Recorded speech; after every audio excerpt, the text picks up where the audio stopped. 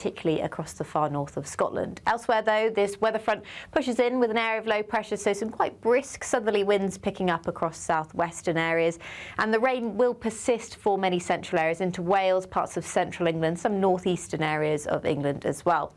Further south, there will be some brightness into this afternoon, some sunshine, but that will allow showers to break out. Some of these could be quite heavy, but if it does remain dry for you in the south, highs of 14 or 15 degrees, fairly pleasant. Fairly fresh feeling evening across the far north of Scotland, but some late sunshine to come for these areas, and it will remain clear for many northern areas overnight. We are expecting a touch of frost across the far north and west to start the day on Friday.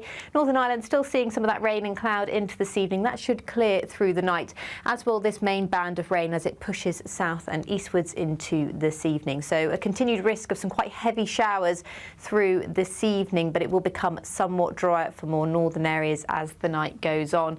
That's as we've got a ridge of higher pressure moving in. But before then, still some fairly persistent rain for the bulk of central England, Wales, southern areas as well, seeing a risk of rain. The heaviest rain will move away by Saturday morning. Now, where we see clearer skies across the north and west, it will be a chilly start.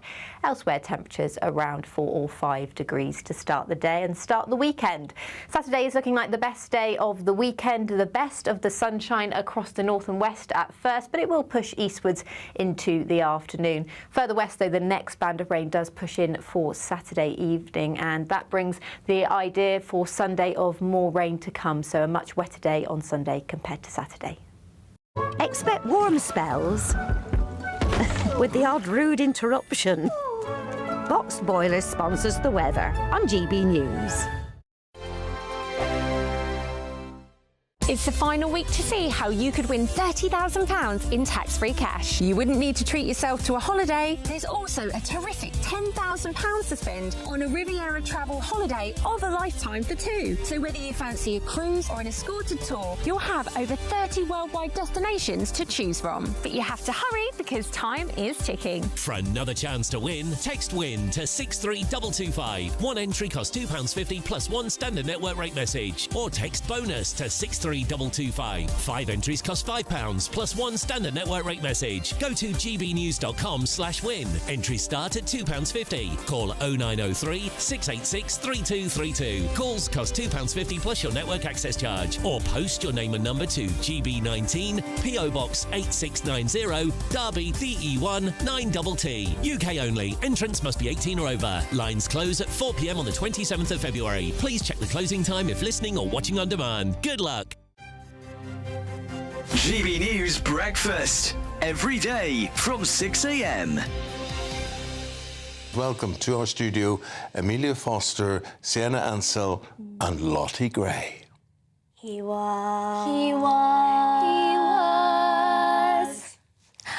1, 2, 3. He was a famous trumpet man from out Chicago way. He had a boogie style that no one else could play. He was the top man at his craft. And then his number came up and he was absolutely wonderful. Oh my God, come and join us over here, ladies. So right. Who's who? Yes. You are? Lottie. Lottie and? Sienna. Amelia. Amelia, lovely seeing you. I'm going to be terribly rude and ask how old you are, because you're all very young. I'm 13. 13. 15. 14. Wow. Yeah. And your voice is stunning, stunning, stunning, stunning. And what do you feel about singing songs from another era? We love it. There's something so wholesome and special about the music, the outfits, the costumes, everything. We really enjoy it. Our parents, our grandparents would have remembered the war and they would have remembered these songs. But this is carried on to a new generation today. We love, because we have shared a lot of our music on social media. We've, got millions of views and things like that. It's incredible to us, but I think we love that we can share older music with the younger generation, but also connect with the older generation. I think it's amazing that we can do that through music. And I think it's definitely important to keep the music alive, so everybody remembers, especially in the war, the people that fought in the war and the remembrance. It's very special. How did you get together? How did all this start? For the 80th anniversary of VE Day at Ripon Cathedral, there was a performance. They needed a trio to sing a few songs. We got together. We really didn't think much of it. So you weren't a trio before that? No. GB News, the People's Channel.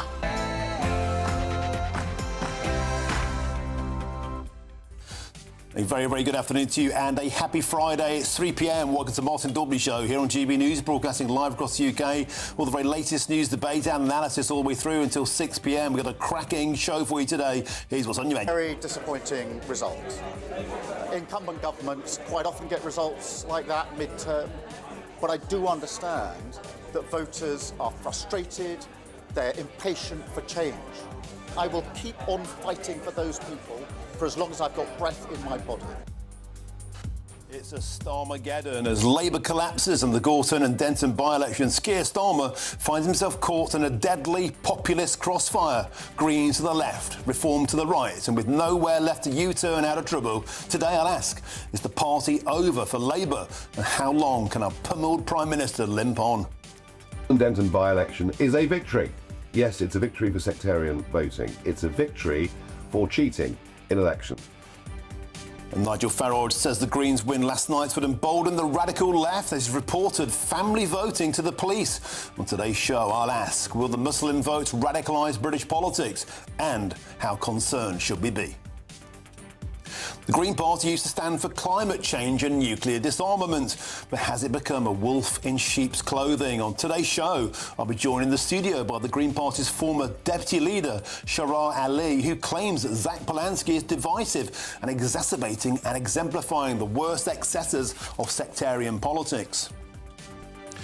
And the Winston Churchill statue has been shamefully desecrated by pro-Palestine vandals, daubed with racist and anti-British graffiti. On today's show, I'll ask, were our two-tiered police, our politicians who took the knee, and our craven mainstream media complicit in this unforgivable cultural violation?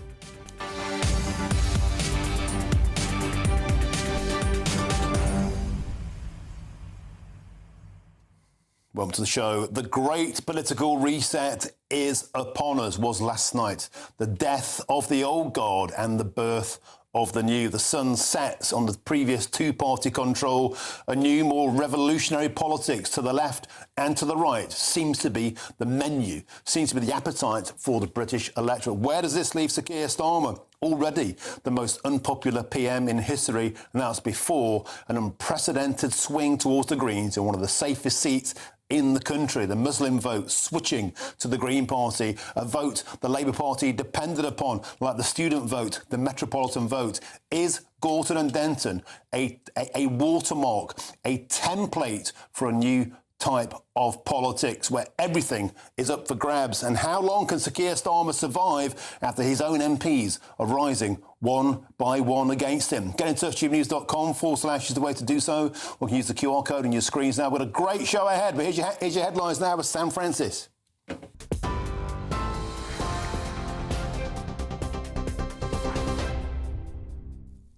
Martin, thank you, and a very good afternoon to you. 3 minutes past 3, the top story this hour.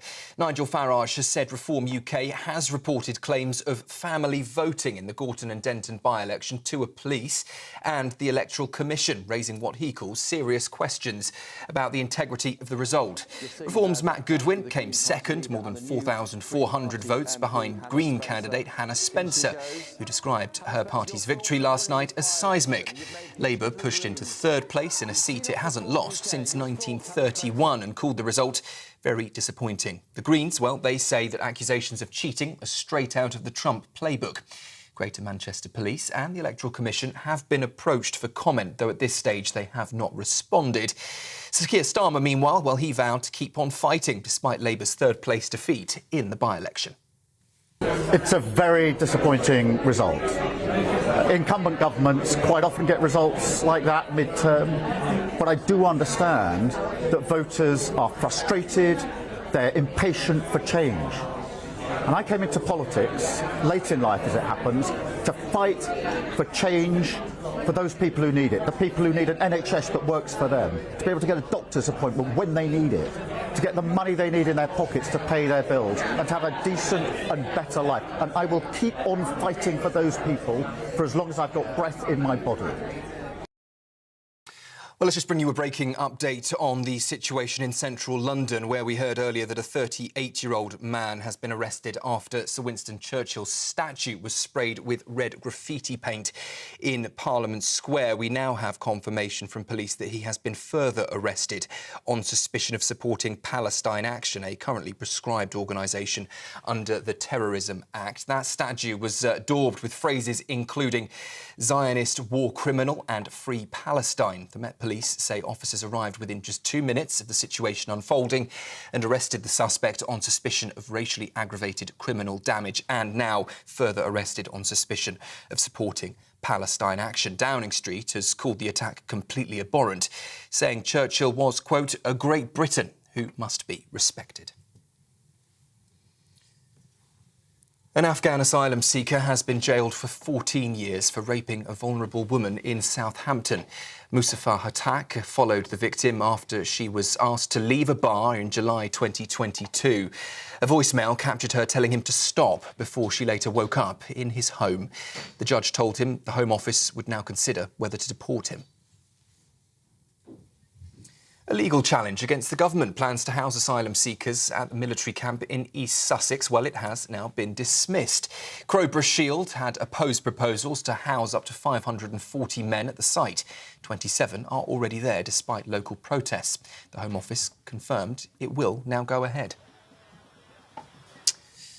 Breaking in the Middle East, the situation there between America, Iran and a number of other nations appearing to escalate today, as Britain has in the last hour or so confirmed it is withdrawing temporarily at this stage its staff from Iran, citing the deteriorating security situation there. It comes as an Israeli channel has shared, and we have seen footage here in the newsroom, of US Air Force tankers at Ben Gurion Airport, with flight tracking data also indicating at least 9 have arrived overnight and more also seen today. Satellite imagery is also showing F-22 fighter jets positioned at Ovda Air Base in the region, reportedly ready to take off at short notice. So we will keep across developments in the region for you and bring you the very latest as more news emerges. In the United States, Hillary Clinton has denied any knowledge of Jeffrey Epstein's crimes while appearing before a US House committee. She said she was being compelled to testify to distract attention from Donald Trump. Both the Clintons and President Trump deny wrongdoing. Well, her husband, the former President Bill Clinton, is due to testify later today, and we will keep across those developments and bring you the latest from New York, where that hearing is due to take place. And Netflix has dropped its bid to buy Warner Bros. After Paramount's last-minute offer of $31 a share was deemed superior. Executives said matching the bid was no longer financially attractive. The takeover battle could reshape the global media landscape. Lots to keep across of this afternoon, as my director helpfully said. Now it's time for the markets. Cheers Britannia Wine Club proudly sponsors the GBNews Financial Report. Just gone 8 minutes past 3. The markets for you. The pound will buy $1.3466 and €1.1412. The price of gold, £3,855 and 68 pence. That's per ounce. And the FTSE 100 is at 907 points. Cheers Britannia Wine Club proudly sponsors the GBNews Financial Report.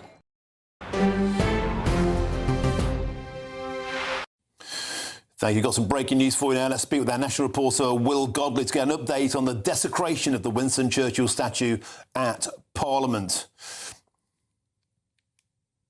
We went on Will Godley. We're having an update on this story. I was just at Parliament Square a short moment ago looking at the clean-up operation. The graffiti has been all but removed. Will Godley, breaking news on this story. Bring us up to speed.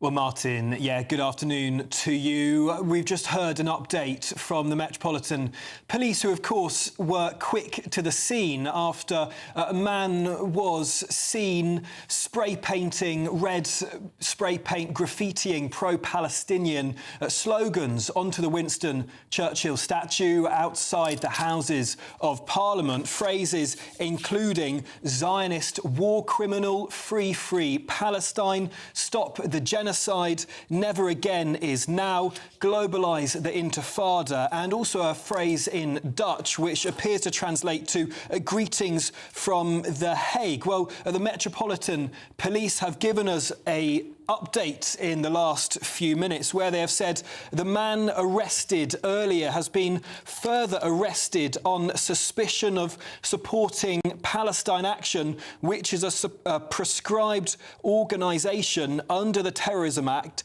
and he remains in custody this afternoon, Martin. That's after the police said earlier today that the man who they arrested earlier was seen spraying graffiti on the Winston Churchill statue just after 4 o'clock this morning, and the officers arrived on the scene within 2 minutes. So the Metropolitan Police said the man that they have arrested is a 38-year-old man, and he was initially arrested on suspicion of racially aggravated criminal damage. Now the Metropolitan Police confirming he has been further arrested, this time on suspicion of supporting Palestine Action. There is a video circulating widely on social media of a man who appears to be spray painting the statue this morning, and also appears to be seen in a red jumpsuit with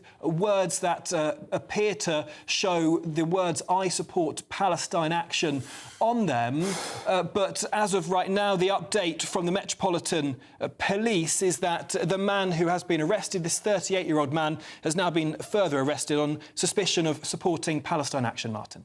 Thank you, Will. Can I just add that I was over at the statue a short while ago and it has been fully cleaned up now. That graffiti has been removed, so hats off to the clean-up team. I think it's just important to give credit to that. Will Godley, thank you very much for your time. Appreciate it. Now, moving on, Keir Starmer has refused to quit today vowing to keep fighting, despite, of course, suffering a catastrophic by-election defeat to the Green Party. It's a very disappointing result. Incumbent governments quite often get results like that mid-term, but I do understand that voters are frustrated, they're impatient for change. And I came into politics, late in life as it happens, to fight for change for those people who need it, the people who need an NHS that works for them, to be able to get a doctor's appointment when they need it, to get the money they need in their pockets to pay their bills, and to have a decent and better life. And I will keep on fighting for those people for as long as I've got breath in my body. But caught in a crossfire from the Greens to the left and Reform to the right, the Prime Minister is now under huge pressure to move further to the left from Labour rebels and union backers. And Angela Rayner, Sir Keir's former deputy, told the Prime Minister that Labour's defeats must be a wake-up call and demanded that he listen to voters. But with the Greens to the left, Reform to the right, and with nowhere for Keir Starmer now to U-turn to safety, how much longer can our pummeled Prime Minister limp on? And meanwhile, Reform UK's Nigel Farage reported alleged cheating in the Gorton-Denton by-election to the police. So the Gorton-Denton by-election is a victory. Yes, it's a victory for sectarian voting. It's a victory for cheating in elections. Starmer has a massive problem. He's on the way out. He won't survive long beyond May the 7th because the momentum on the left is now moving towards the Greens. What about the Conservatives? In 2019, they got 10,000 votes in the Gorton and Denton constituency. Last night, they got 700 votes, less than 2%. Their lowest score in a by-election in their entire history. Starmer's on the way out. The Tory party is completely finished. There's a resurgent hard left working now with sectarian politics. And emboldened, off the back of it, the Churchill statue in London has been vandalised overnight, calling it a Zionist and saying globalise the Intifada. We are in very, very big trouble. And the only party that will fight this, that will turn this around, will clean up the voting system, is Reform. Well, last night was a Starmageddon for the Labour Party, and joining me now in the studio is GBNews' political correspondent Olivia Utley, and also delighted to be joined by GBNews' senior political commentator Nigel Nelson, who's been trooping away since the breakfast shift. Thank you very much for coming into Westminster to see me today, Nigel. Olivia, there's no sugarcoating this. disastrous, calamitous, a terrible, terrible defeat, the 6th largest Labour majority to ever be overturned at a by-election since the Second World War. Yet Sir Keir Starmer, already the least popular Prime Minister in recent history, still refuses to quit. Well, it is an absolutely catastrophic result, not just for the Labour Party generally, but actually for Keir Starmer personally. Throughout this by-election campaign, Labour claimed that it was a straight fight between Labour and Reform. And I was speaking to Labour figures in the run-up to this by-election who said it would be a really bad thing, obviously, if Labour lost to Reform, but what would be even worse would be if they lost to the Greens. And that is what has come to pass. It suggests to some Labour MPs, or at least it adds fuel to the fire of their idea that those on the soft left, that Labour has made a mistake in getting sort of serious about immigration, talking to those working class voters in the red wall who might be Reform. They now think that Labour should be turning to the left to try and see off parties like the Greens. At the moment, Keir Starmer's message seems to be that he's just going to keep carrying on as he was before. The Starmerites say that the voters wanted change at the last election. It's only 18 months later. Their argument really is that Labour hasn't really had time to deliver that change. Quite a strange message. I actually spoke to Jenny Chapman a little bit earlier on. She claims she's not, but she is the sort of architect of Starmerism. She was fighting his campaign to be leader of the Labour Party, and then she became his political secretary. Let's just have a listen at what she had to say. I wouldn't want to learn anything from either of those two individuals. I think it was an incredibly divisive campaign, and the lesson we're not going to learn is let's join in with being divisive. That's not our politics. That's not what we want to do. Andy's great, you know, he's fantastic. He might well have done better than we did, because he's a big figure. He's a known name. People like him and respect him. I like Andy and respect him personally and professionally. I think he's a fantastic mayor. The issue is he was elected recently to be the mayor of Greater Manchester. He's doing a tremendous job. He needs to finish that job for the people who put their trust in him to do it. Olivia, she's in cloud cuckoo land. Seriously, they just got battered. They got battered to the left, they got battered to the right, and Baroness Chapman is going, no, nothing to learn here, nothing to see. They can't keep Keir and carry on. Well, it reminds me a little bit of those last days of the Theresa May premiership, when she kept saying that nothing has changed, we keep fighting on as we were before. I think what's particularly difficult about this by-election defeat is Keir Starmer owned this by-election. He said that Labour could win it all the way through. They actually raised expectations quite high. He then made a surprise visit to the Gorton and Denton by-election campaign trail. And, of course, as we heard Baroness Chapman allude to there, he blocked Andy Burnham from standing. I think quite a lot of Labour MPs now agree that that was a mistake. I think, reading between the lines, Baroness Chapman herself, one of Keir Starmer's biggest cheerleaders, thinks it was a mistake. She says, yes, Andy Burnham might well have done better than the canter that they stood there. This is a huge, huge catastrophe for Keir Starmer, and there are plenty of MPs, although they're not willing to show their colours quite yet, who think he cannot last long after those May elections. Olivia Utley's superb. Let's get my next guest in now, somebody who's been all over this overnight and throughout the campaign. That's a political editor for HuffPost UK, Kevin Schofield. Kevin Schofield, hope you got some sleep. I saw you were busily tweeting throughout the night, as I was. I've been awake since 2:30. I'm just awake on adrenaline and coffee. This has to be the end of Sir Keir Starmer. You and I have had this conversation at least 10 times now, Kevin. This has to be surely the final days of Sir Keir Starmer.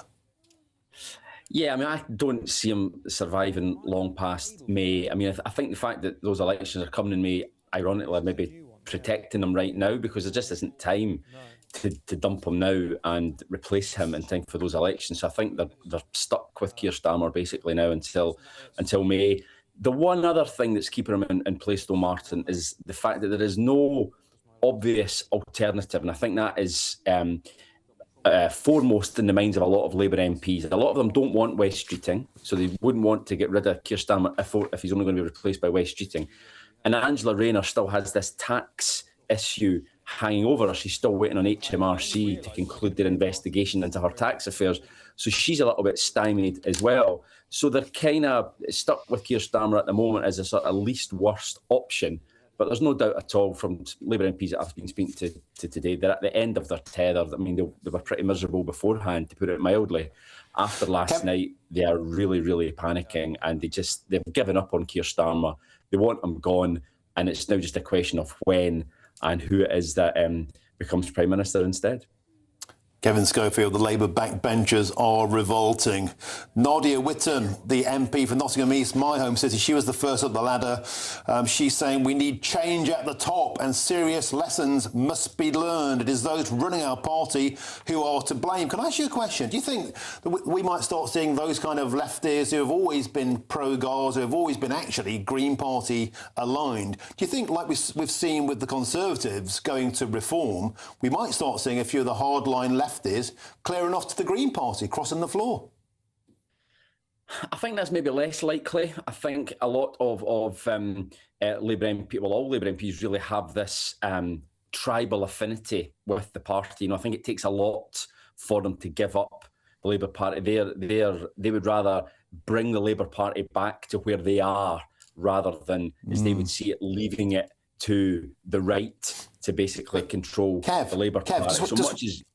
I wonder, Kevin, if that's possible. There's a poll out from Find Out Now. I'm going to go through with Sir John Curtis later in the show.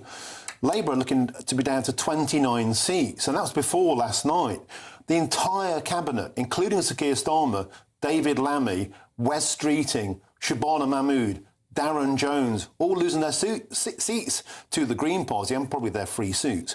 But the point is this, Nadia Whitten is down on that list, Nottingham Central, to go to the Green Party. There'll be many, many, many Labour parliamentarians thinking, hang on a minute, if Gorton and Denton's not safe, if the Muslims are voting for the Green Party, if the students are voting for the Green Party, if the inner city metropolitans are voting for the Green Party, well, that's me. That's me, Kyberd.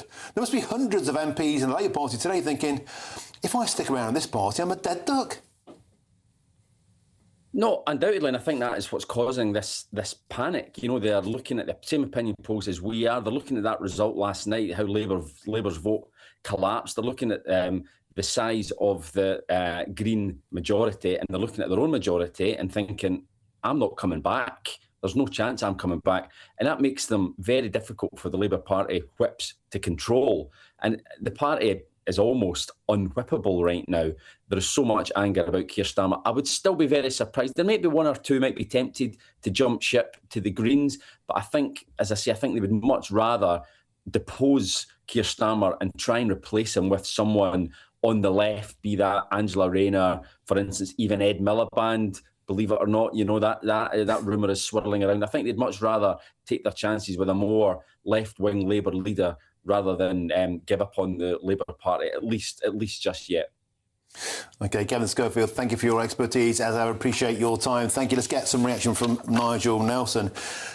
If the answer to the question is Ed Miliband, surely we've reached the end of days. Ed Miliband, as leader, surely that should be buried along with the Ed Stone. Well, I think he's buried it himself. I mean, he's said on numerous occasions that he's given it a try, been there, done that, got the T-shirt, he's not going to do it again. So I don't think Ed Miliband is in the frame. He'd have to be dragged kicking and screaming back into the Labour leadership, I think.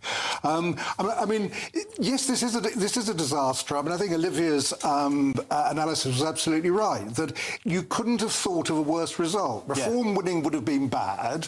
The Greens winning would have been worse. To actually have the Greens winning, Reform coming second and Labour third, that's a catastrophe. You're dead right. And actually, a lot of people were predicting that, including Reform insiders and, dare I say, myself, because it's the worst-case scenario for the reasons we've been over before, Olivia.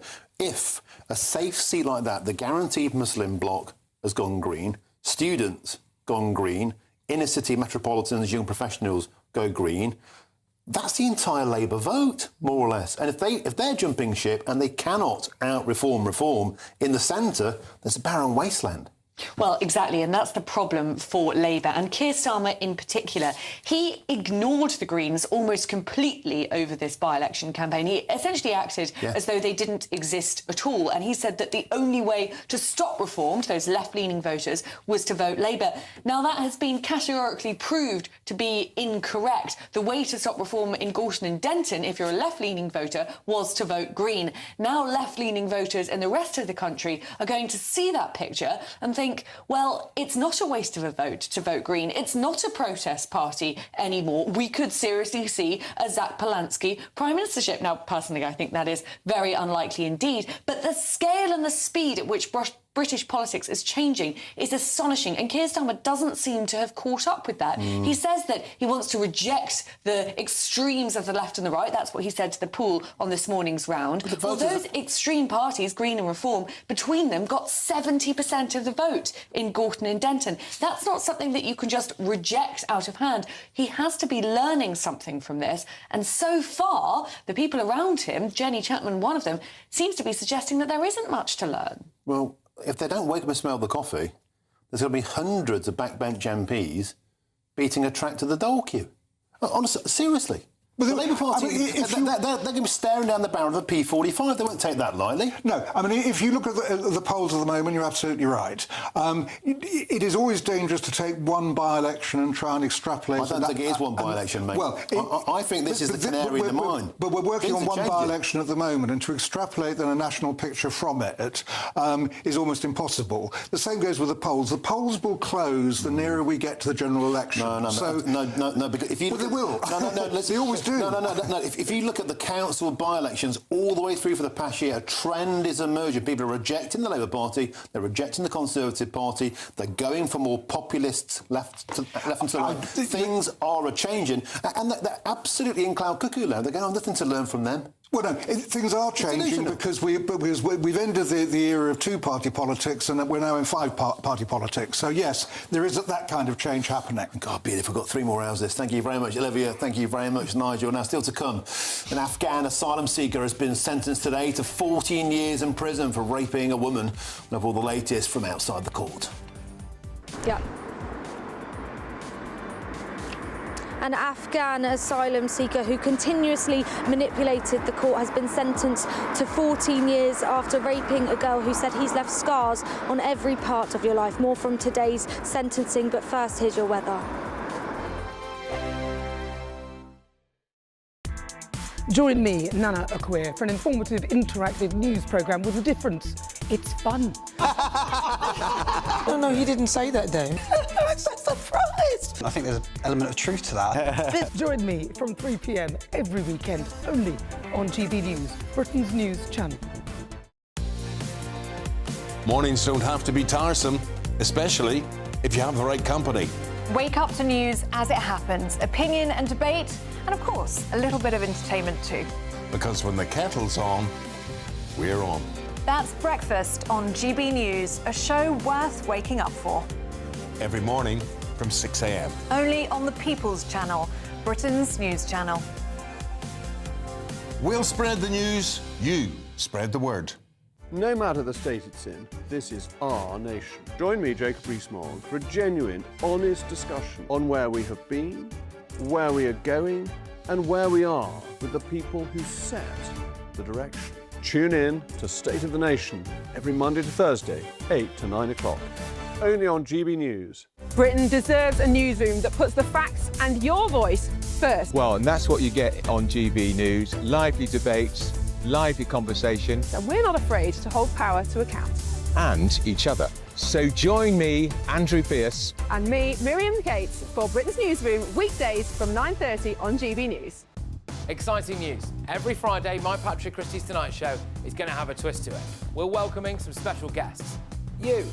That's right, on Fridays I'm going to be doing my show in front of a live studio audience because this show is about you and what you have to say. It's going to be the same big debates, same big topics, same big opinions, but every Friday night at 9 p.m. you are invited to come on down to Patrick Christie's Tonight to be a part of the action. Only on GB News, the People's Channel, Britain's news channel. Hi, I'm Michelle Dewberry, and my show is your opportunity to cut through all the noise and dive in headfirst to some robust debates. Ideas clash. Situation, isn't it? No, Because the failure is you're deliberately avoiding my point. Nothing's held back, And if you think this is the end of it, wait for more. and we do not shy away from the difficult stuff. Sometimes I want to shake people and say, if only you understood. So join me on Jubes & Co. weeknights at 6 p.m, only on GB News, Britain's news channel. Decisions made in Washington aren't just shaping America, they're shaping Britain too. From migration to global security, from crime to health. Whatever happens in the White House today will be felt in your town or city tomorrow. That's why The Late Show is live from Washington, D.C. Cutting through the politics to show you what it all means for Britain. The Late Show live every night at midnight. Only on GB News, Britain's news channel.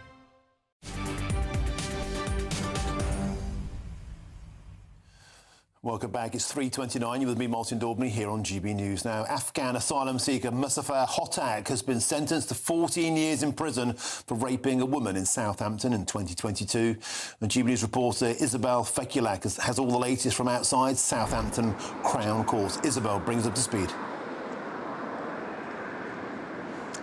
Well, Martin, it was today at Southampton Crown Court that Mustafa Hotak was given an extended sentence of 14 years. That's 10 years in jail and 4 years on merit for a disturbing case, a rape of a young girl after a night out. Now, Hotak came to the UK from Afghanistan in 2022 in June. It was just a month later that this violent attack took place. The victim, who was at a bar in Southampton, was intoxicated, vulnerable. The bouncers had asked her to leave, so she left her friends and entered a park alone, where she found Hotak. He was waiting on a bench there, seemingly waiting for an opportunity, and he went on to follow her, ahead of her on a path, and CCTV showed them sat on a bench together. At this point, she sent a voicemail to her friends where you can hear her saying stop. That was played out in the trial.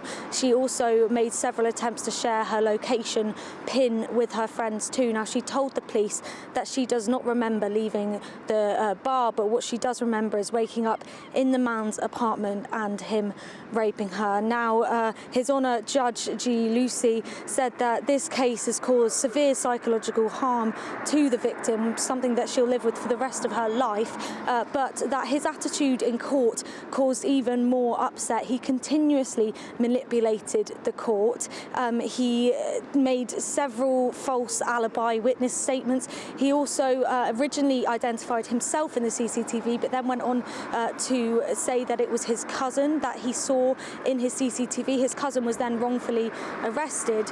Eventually, he was found as a DNA match to him. The DNA that was left on the victim was a match with Mustafa Hotak. Now, his attitude we saw again in court today as the victim went to read a powerful and moving statement. His translator stopped translating the statement. The judge then stopped her in her statement because he wanted to make sure that Mustafa was listening to her words, very powerful words. She said that what happened to her destroyed her life in ways she never thought possible, that she couldn't stop feeling his hands on her and she felt like there was no way out, and that's when she tried to take her own life. But today, she said after the sentencing that she was happy with the sentence he's been given. Her mother, too, who was in the courtroom, said that she hopes that this will give more women the courage to stick with it. This case has taken 4 years. It's seen several of his family members almost or even arrested. But eventually, today, finally, Mustafa Hotak given an extended sentence of 14 years. Thank you, Isabel Fekulak. Mustafa Hotak, a liar, a rapist, and now a prisoner. Many people believe people like this should just be instantly deported back to Afghanistan. And when are we going to wake up to the fact this just seems to be a pattern? Seriously, I hear so many stories from viewers and listeners about parks, near nightclubs at closing time. It just sends a chill down my spine. We need to declare some kind of serious emergency about this to keep people like that safe. And I sincerely hope that that girl finds peace, a true hero for speaking out. Thank you very much, and good luck to you and to your mum. Moving on, still lots more to come between now and 4 p.m, including the Green Party used to stand for climate change and nuclear disarmaments, but now do they represent the worst of sectarian politics? Are they a sheep in wolf's clothing? But first, here's your latest news headlines with Sam Francis.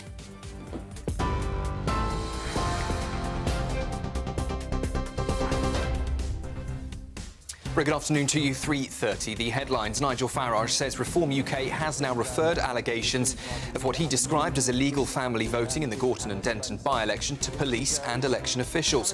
He claims it raises serious questions about the integrity of the result. The Greens' historic win, though, was hailed as seismic by the party, while Labour slumped to third in a seat it hasn't lost since 1931. A 38-year-old man arrested over red graffiti sprayed on Sir Winston Churchill's statue in Parliament Square has now been re-arrested on suspicion of supporting Palestine Action, a prescribed terror group. Police say he remains in custody, and Downing Street's called the attack completely abhorrent. Breaking this hour, Britain has pulled embassy personnel out of Iran as world powers scramble to avert war. The Foreign Office says the mission will now operate remotely amid mounting security fears, with no in-person consular support available. Flight tracking data shows US refuelling tankers have arrived in Israel, adding to the military build-up in the region. That comes as Pakistan's defence minister says the country is now in open war with Afghanistan after overnight cross-border strikes and counter-strikes. Both sides report casualties as tensions are sharply escalating on a volatile frontier. And Hillary Clinton has denied any knowledge of Jeffrey Epstein's crimes in testimony before a House committee investigation, saying she never met him. She's calling for President Donald Trump to now be questioned under oath as former President Bill Clinton prepares to testify today. Those are the latest headlines. I'll be back with a full roundup for you at 4. Tune in to GB News Radio wherever you are. Online, on DAB digital radio, on TuneIn, on Radio Player, on Nation Player and on your smart speaker. Just say, play GB News.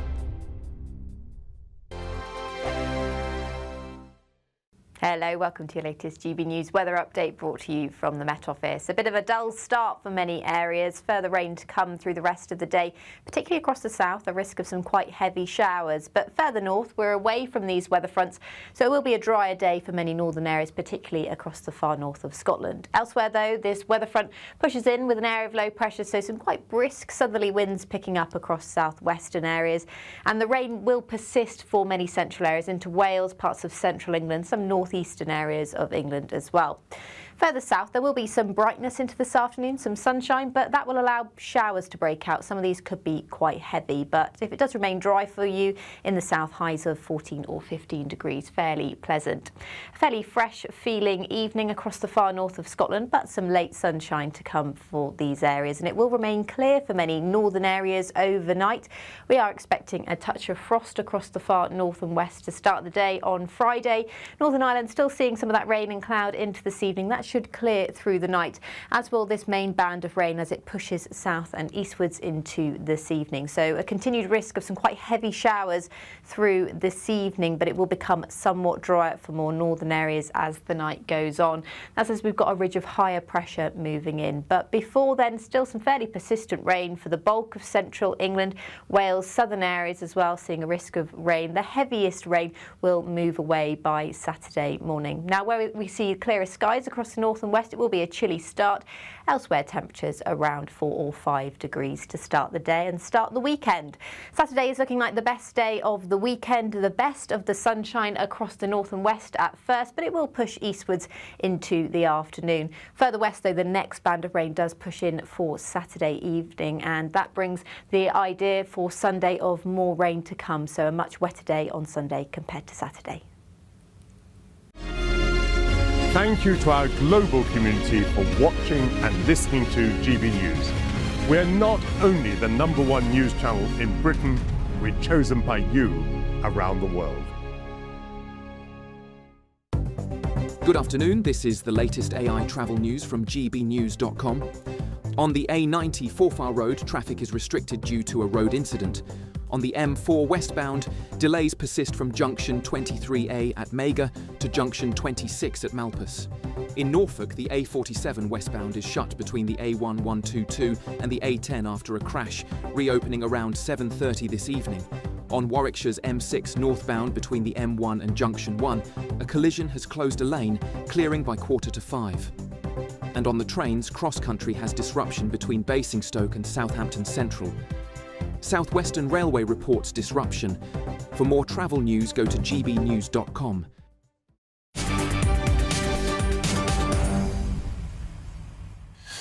Welcome back. Time is 3:39. You're with me, Martin Daubney, here on GB News. Let's return now to the top story. Of course, the news that the Labour Party suffered a simply catastrophic defeat, an annihilation, in fact, in the Gorton and Denton by-election, losing heavily to the Green Party. But Zach Polanski's party has come under fire for opening the doors to sectarian politics after publishing leaflets and even a campaign video in Urdu urging voters to punish Labour for Gaza. को गोटन और Danton एक जुल्म सियासतदान जीत सकता है अगर हम reform को रोकने के लिए ग्रीन को वोट ना दे। मेरा नाम हना स्पेंसर है। मैं ग्रीन पार्टी की उम्मीदवार हूँ। दुकानदार, सफाई करने वाले, ड्राइवर्स, माएं, ये हम हैं जो इस इलाके को चलाते हैं। Well, I'm delighted to be joined in the studio now by the Telegraph columnist and the author and great friend of the show, Jake Wallace-Simons. Jake, you were watching that clip there, barely able to contain your disgust, let's be frank. You've written a column in the Telegraph today. I'd like to read out the headline in the first line. The Greens' extremist victory pushes Britain one step closer to the abyss. If there is a more shameful and disturbing moment in modern British politics, I'm struggling to think of one today. Jake, what makes you feel like that? Well, I think that people often aren't alive to what's going on here. This isn't just a result, a protest vote out of nowhere that we saw in years past with Martin Bell or Screaming Lord Such.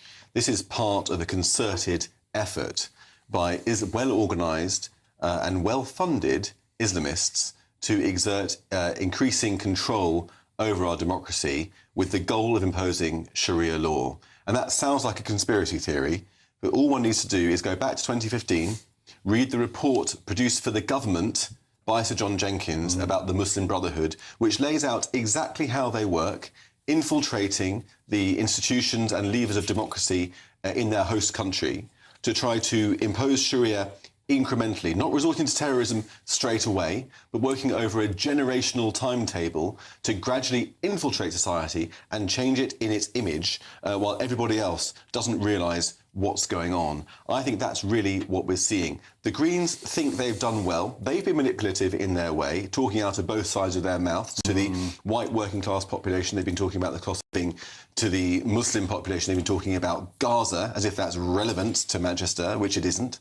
But they've been manipulated in their turn. They've won the seat, but on the back of Islamists using their party as a Trojan horse. And this is a deeply worrying development for Britain because we're, as you were saying earlier, we are moving away from a two-party system into something resembling proportional representation, a five-party system or whatever, where small parties and concerted parties like the Greens may be the kingmakers. So we can have Islamist kingmakers in Parliament calling the shots. That's what I fear we're looking at, is the collapse of British democracy. And Jake, not only in Gorton, but if you look at a poll we're going to be looking at later on the show, Labour could be eviscerated down to 29 seats. The collapse not only of their Muslim vote, but their ethnic minority votes, their student votes, their inner-city metropolitan vote. Because as you say, on the one hand, a lot of people still think, I agree with climate change, I agree with the more radical left economic policies, but meanwhile, you seem to have almost like a wolf in sheep's clothing.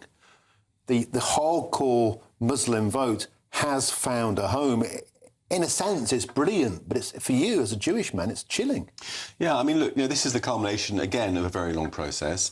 Back during the Cold War, the Soviet Union engaged on a huge propaganda campaign to turn people against Israel as a representative of Western liberal democracy in the Middle East. They invented terms like, or ideas like Israel's an apartheid state, Zionism is racism, which the Greens are about to pass as a motion, was invented by Soviet propagandists. Israel's an ethnic cleanser or white supremacist state, whatever. All that stuff was invented by the Soviets, made its way onto the left of politics and is thriving today.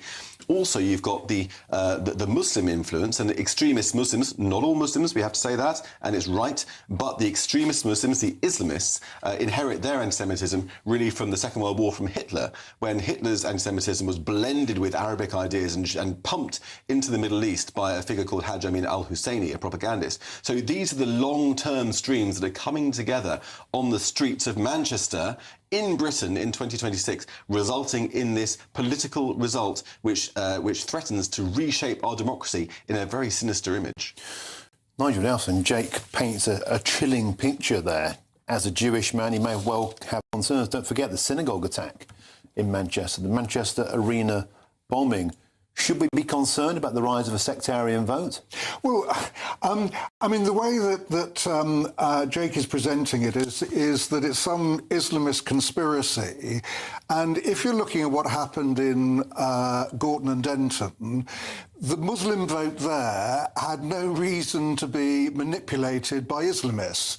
It was fairly likely they would go to they would go to the Greens. They're not going to vote Reform, are they? That I mean, only a couple of days ago, Zia Youssef was talking about banning the burqa. When it comes down to divisive politics, that's what Reform does. The Muslim bloc vote used to be nailed on, guaranteed for the Labour Party. The Labour Party have been too soft on Gaza. That's the point. Well, they found a more radical home with the Green Party. I think that Jake was saying that Gaza isn't an issue for Gorton and Denton, but it's an issue for the people who vote. But it's an issue for the people who are there, and if that's an issue, so they should campaign on it. You criticise the idea of putting a film out in Urdu.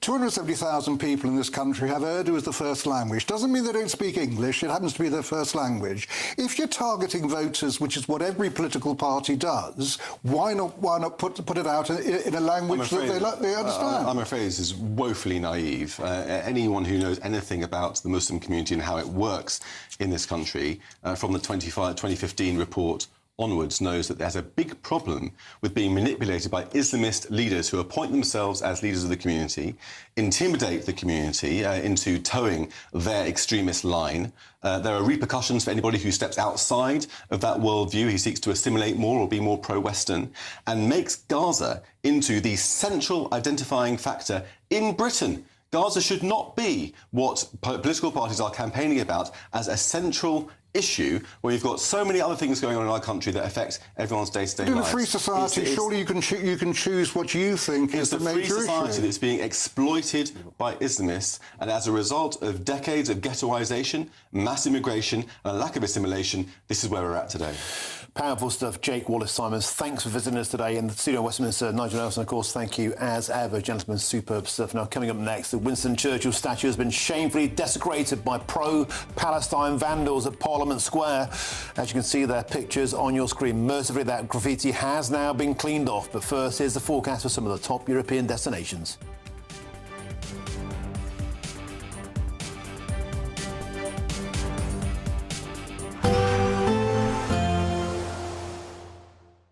Ready to soak up that holiday sunshine? Won't we need some cover? No worries. All sorted. All Clear Travel Insurance sponsors GB News Travel Destinations Forecast.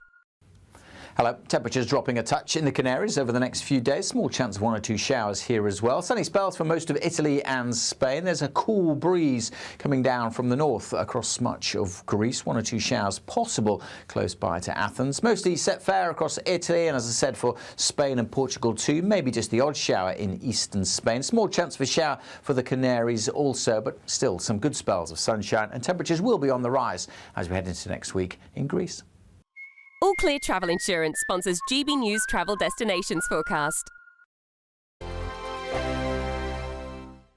No matter the state it's in, this is our nation. Join me, Jacob Rees-Mogg, for a genuine, honest discussion on where we have been, where we are going, and where we are with the people who set the direction. Tune in to State of the Nation every Monday to Thursday, 8 to 9 o'clock.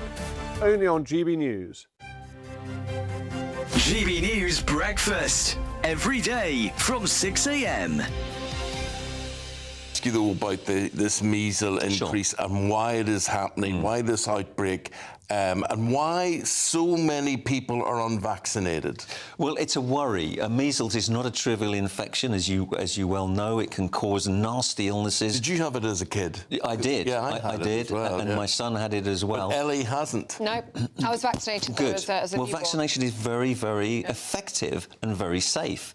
And most children are vaccinated now, but we've had falling rates of vaccination in the last decade, particularly in some areas of the country where it's gone down to below where Afghanistan and Malawi's vaccination rates are recorded at. So this is a worry, because unless you're vaccinating 95% of children, the risk of an outbreak is very strong. And that's happening now in Enfield and other places in North London. 34 children have come down with measles already. One infected child can spread it to 18 others. They'll have to be off school for up to 21 days, which is the incubation period. So long. But most importantly, measles can kill people. It can cause meningitis, it can cause pneumonia, it can cause ear infections. It's not always a trivial illness. At the best of times, it causes fever, it causes earache, a streaming nose, a raging sore throat. It's horrible. Nobody needs it. But we've got vaccine hesitancy because it's easy to scare people about vaccine. Well, how do you unscare people? How do you take that hesitancy away? What you need to do is to get into communities and explain why vaccination is safe and effective, how 100 years ago, 1 in 5 children under the age of 5 died of these common infections, and we've eradicated all that, or we should have eradicated it all. GB News, the People's Channel. Britain deserves a newsroom that puts the facts and your voice first. Well, and that's what you get on GB News. Lively debates, lively conversation. And we're not afraid to hold power to account. And each other. So join me, Andrew Pierce. And me, Miriam Gates, for Britain's Newsroom, weekdays from 9:30 on GB News. At GB News, we love to hear from you, our loyal community. So drop us a line at gbnews.com/yoursay. There you can talk to each other and also to the presenters live on air. gbnews.com/yoursay, because GB News is your channel, Britain's news channel.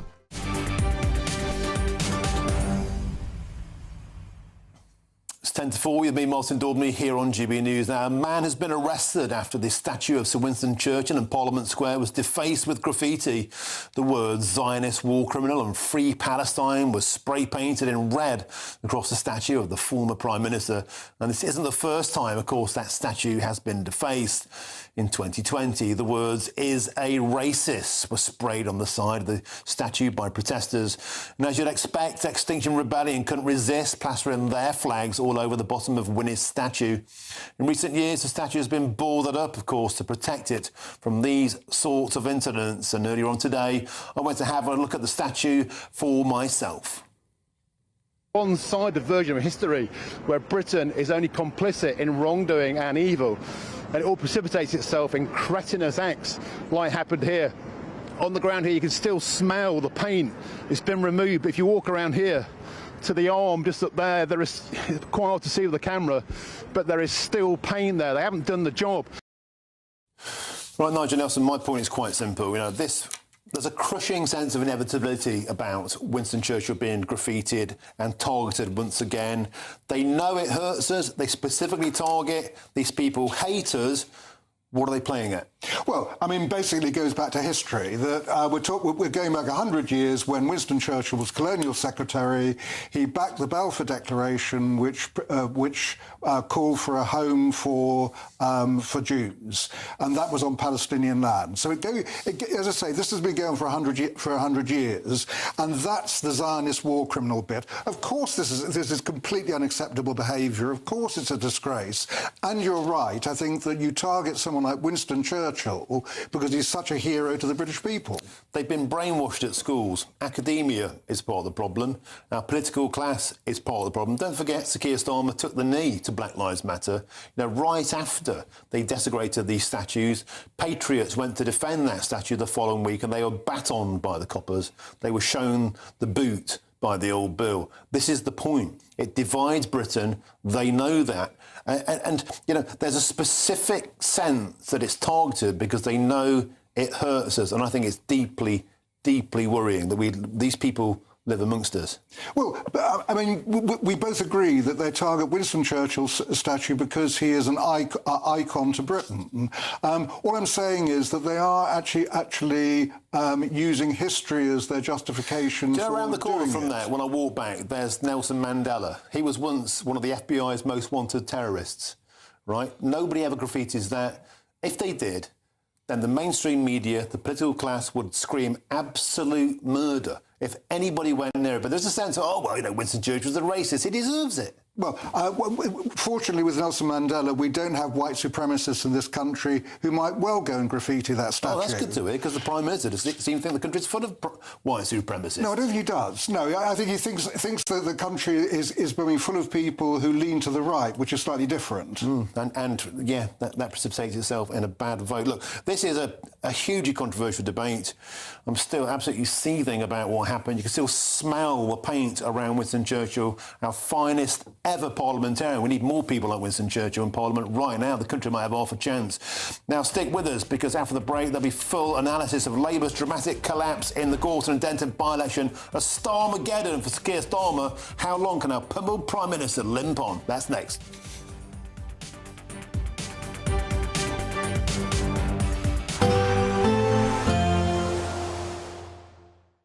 Expect warm spells with the odd rude interruption. Box Boilers sponsors the weather on GB News. Hello, good afternoon. Welcome to your latest GB News weather update, brought to you from the Met Office. A dry afternoon to come for many northern areas. Further south, though, rain and showers continuing to bring a pretty dull and damp end to the day. We've got an area of low pressure across many central and southern areas of the UK. With it, some weather fronts. That's what's bringing all that cloud and rain. It may brighten up for a time across the far south and east, but here there is a risk of some quite heavy, possibly thundery downpours just through this afternoon. And then through the rest of the night, the rain continues. Lots of cloud around, a pretty damp night to come for many central areas of the UK in particular. Further north and west, though, it will clear up as the evening goes on, and overnight we'll see clear skies remaining, pushing into the far southwest of the UK as well by the morning. So that does mean it's going to be a pretty chilly start to the day across the far northwest in particular. We are expecting a frost here. Temperatures could be down as low as -6 or -7 in any sheltered glens, but for most of us, just hovering around zero for many towns and cities across Scotland. Northern Ireland just seeing a touch of frost, a blanket of cloud across northern England, and persistent rain still across eastern areas in particular. Here is where it will linger through Saturday morning. Elsewhere, though, a transition to sunnier weather for the rest of Saturday. A ridge of high pressure moves in just for a time on Saturday to bring sunshine. It's definitely going to be the better day of the weekend for dry weather on Saturday compared to Sunday, as the next band of rain is pushing in through Saturday evening. So some sunshine out there, still a risk of rain across eastern areas in particular, but it's relatively light, but temperatures close to average, 8 or 9 degrees for most areas. So the wet weather does push in from the west on Saturday evening, moving into parts of Wales, the southwest of England, Northern Ireland and parts of Scotland overnight. It's light at first, but there is a risk of some quite heavy rain through Sunday, as well as some strong winds. That unsettled weather is likely to last through Monday, but from Tuesday onwards it does look like it will turn more settled. Expect warm spells with the odd rude interruption. Box Boilers sponsors the weather on GB News. Thank you, Britain, for making GB News Radio such a huge success. Whether you're in the car, on the go, or listening at home, thank you for choosing us as your radio station. Good afternoon. This is the latest AI travel news from GBNews.com. On the M9, the westbound section is restricted between Junction 3 and Junction 4 due to debris on the carriageway. In Derbyshire, the A38 southbound at the A50 is experiencing heavy congestion, with delays of around 10 minutes for drivers. On the M42 northbound, a broken down vehicle between Junction 7A and Junction 8 is blocking one lane, adding approximately 10 minutes to travel time. Furthermore, on the trains, cross-country is facing major disruptions between Basingstoke and Southampton Central, while South Western Railway reports disruption on some routes. For more travel news, go to gbnews.com. 5 hosts, 5 opinions, 5 fearless debates, 5 unfiltered takes on the day's news. 5 reasons not to be anywhere else on Saturday night. This is the Saturday 5. You got me. You got me good there. Britain's biggest Saturday night TV show. It's not a bad brand. Yeah. Uncensored. Very, very racy tonight on the unpredictable. What did she say? Can you translate it for us? And always entertaining. And how can a country go from being led by William Wallace Saturday nights from 6 p.m. only on GB News, the People's Channel. Britain's news channel. You're going to want to stay tuned, trust me. Hi, I'm Michelle Dewberry and my show is your opportunity to cut through all the noise and dive in headfirst to some robust debates. Ideas clash. Situation, No, Because the failure is... You're deliberately avoiding my point. Nothing's held back. And if you think this is the end of it, wait for more. And we do not shy away from the difficult stuff. Sometimes I want to shake people and say, if only you understood. So join me on Dubes & Co weeknights at 6 p.m. only on GB News, Britain's news channel. Mornings don't have to be tiresome, especially if you have the right company. Wake up to news as it happens, opinion and debate, and of course, a little bit of entertainment too. Because when the kettle's on, we're on. That's Breakfast on GB News, a show worth waking up for. Every morning from 6 a.m. Only on the People's Channel, Britain's news channel. We'll spread the news, you spread the word. At GB News, we love to hear from you, our loyal community. So drop us a line at gbnews.com/yoursay. There you can talk to each other and also to the presenters live on air. gbnews.com/yoursay, because GB News is your channel, Britain's news channel.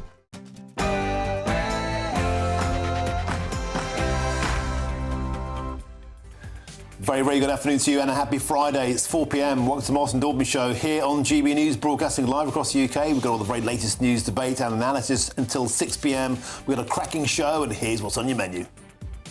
Very disappointing result. Incumbent governments quite often get results like that mid-term, but I do understand that voters are frustrated, they're impatient for change. I will keep on fighting for those people for as long as I've got breath in my body. It's a Starmageddon as the Labour Party collapses in the Gorton and Denton by-election, and Sir Keir Starmer finds himself caught in a deadly populist crossfire. Greens to the left, Reform to the right, and with nowhere left to U-turn to safety, today I'll ask, is the party over for Labour? And how long can our pummeled Prime Minister limp on? Denton by-election is a victory. Yes, it's a victory for sectarian voting. It's a victory for cheating in elections.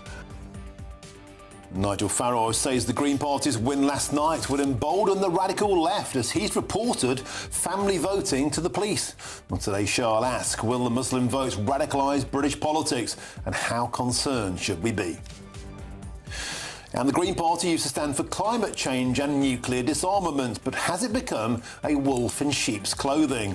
On today's show, I'll be joined in the studio by the Green Party's former deputy leader, Shahar Ali, who claims that Zach Polanski is divisive and exacerbating and exemplifying the worst excesses of sectarian politics.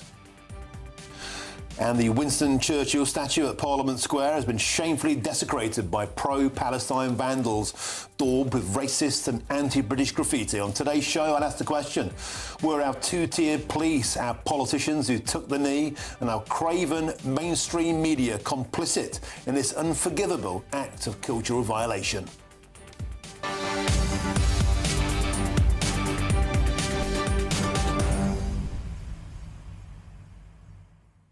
A new dawn has risen on British politics, it feels like, as the sun sets on the old order.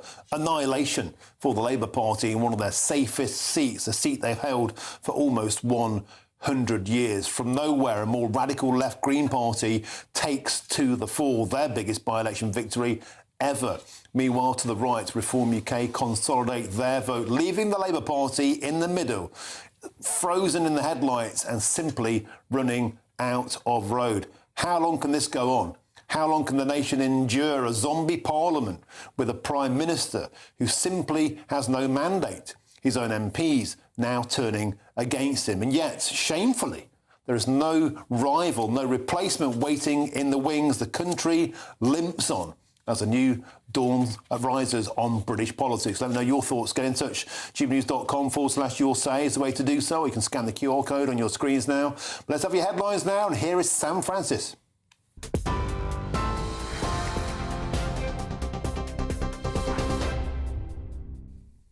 Martin, thank you, and good afternoon to you. 4 o'clock, the top story this hour. Nigel Farage has said Reform UK has reported claims of family voting in the Gorton and Denton by-election to police and to the Electoral Commission.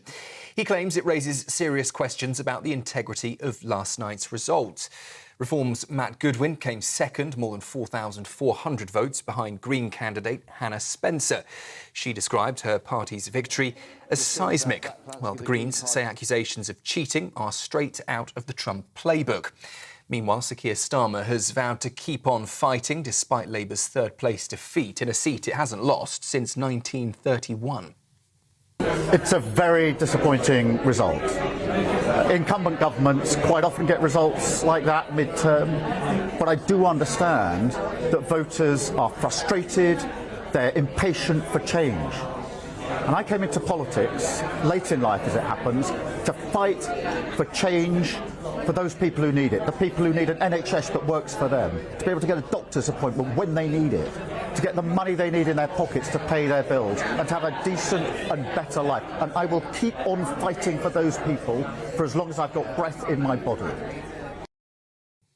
In other news, a 38-year-old man arrested after Sir Winston Churchill's statue in central London was sprayed with red graffiti has now been re-arrested on suspicion of supporting Palestine Action, a proscribed organisation under the Terrorism Act.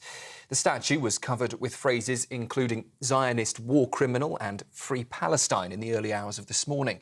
The Metropolitan Police say the man remains in custody, while Downing Street has described the attack as completely abhorrent.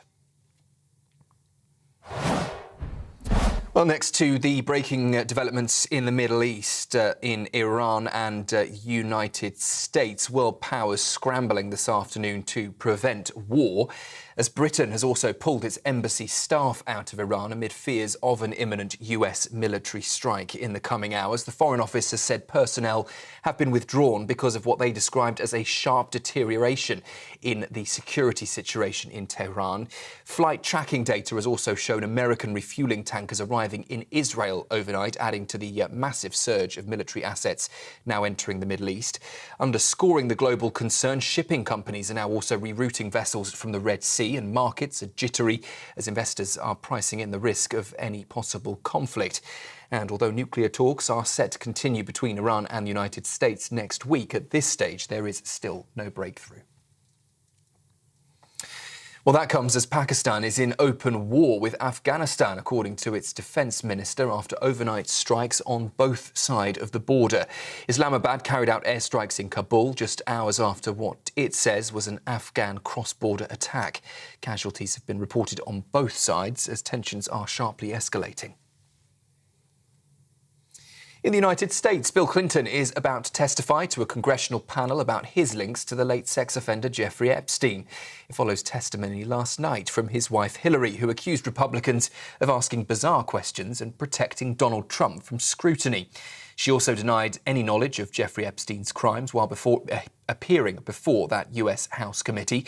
And she said she was being compelled to testify to detract attention from President Trump. Both the Clintons and President Donald Trump deny any wrongdoing. Back here at home, an Afghan asylum seeker has been jailed for 14 years for raping a vulnerable woman in Southampton. Musafa Hotak followed the victim home after she was asked to leave a bar in July 2022. A voicemail captured her telling him to stop before she later woke up in his home. The judge told him the Home Office would now consider whether to deport him. A legal challenge against government plans to house asylum seekers in a military camp in East Sussex, well, they have been dismissed. Crowborough Shield had opposed proposals to house up to 540 men at the site. 27 are already there, despite local protests. The Home Office confirmed now it will proceed with plans.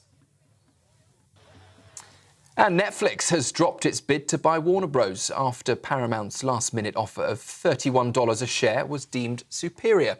Executives said matching the bid was no longer financially attractive. The takeover battle could well reshape the global media landscape. Those are the latest headlines for now. Let's take a look at the markets. Cheers Britannia Wine Club proudly sponsors the GB News Financial Report. Here's a quick look at the markets for you. 8 minutes past 4. The markets at the pound will buy you $1.3466 and €1.1412. The price of gold, £3,885.68 per ounce. And the FTSE 100 is at 10,907 points. Cheers Britannia Wine Club proudly sponsors the GB News Financial Report.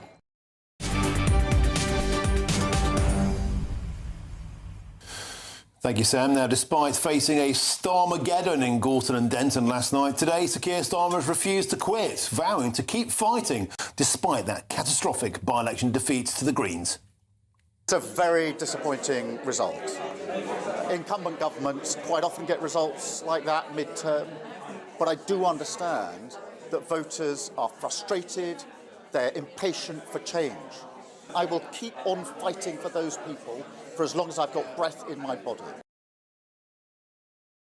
But with the Greens to the left and the Reform Party to the right, and with nowhere for Keir Starmer to U-turn to safety in the middle, how much longer can our pummeled Prime Minister limp onwards? Well, I'm joined in the studio, but now by GB News' political correspondent Olivia Utley and GB News' senior political commentator Nigel Nelson, who's been going on valiantly since breakfast. Thank you very much for staying awake. Olivia, a disastrous night for the Labour Party. No matter how you try and dress it up, all eyes now on is the guy finally going to quit? And the Labour lefties are already revolting. Well, absolutely. It really was a catastrophic night, not just for the Labour Party in general, but for Keir Starmer specifically. He went to Gorton and Denton unexpectedly. He joined the election campaign. He blocked Andy Burnham from fighting. Lots of even his closest allies are now suggesting that that might have been a mistake. Andy Burnham, who of course has won the Manchester mayoralty twice, could well have won that Gorton and Denton by-election. So this is a really, really bad result for Keir Starmer. I think it also bears mentioning that people in the Labour Party close to Keir Starmer in the run-up to this election were saying, obviously it would be really bad if Keir Starmer, if the Labour Party lost to Reform, but it would actually be even worse if they lost to the Greens, because they are trying to present themselves, Labour, as the only party to be able to take on Reform, to be able to take on that turquoise wave, which everyone predicts is coming at the next general election. Zach Polansky proved this time that it's not a straight fight between Labour and Reform, as Labour would trying to claim. The Greens very much have skin in the game here, and it's now going to be a really, really difficult existential question for Labour, the existential question which they faced so many times before. Do you turn to the right, get back those heartlands and the red wall, those white working class voters from sort of former mining communities, many of whom voted Brexit, might vote Reform next time round, by showing that you're serious about things like immigration? Or do you turn the very opposite way? Do you turn to the left? Do you lean into the pro-Gazaism of someone like Zach Polansky and try and get that Muslim vote back again? Really, really difficult question for Starmer, and I think people all around him, including those backbenchers who, as you say, are revolting against the leadership, are going to be pulling him in all sorts of directions in the coming weeks. Super stuff. Thank you very much, Olivia. Now, let's get to my next guest now. Delighted to be joined by the former Tory MP who defected to Reform, and that's Marco Longhi. Marco, welcome to the show. Pleasure to have your company. Let's talk first of all, if we could, about the result last night. Do you think we are seeing the rising of a new dawn in British politics, the death of the two big old parties?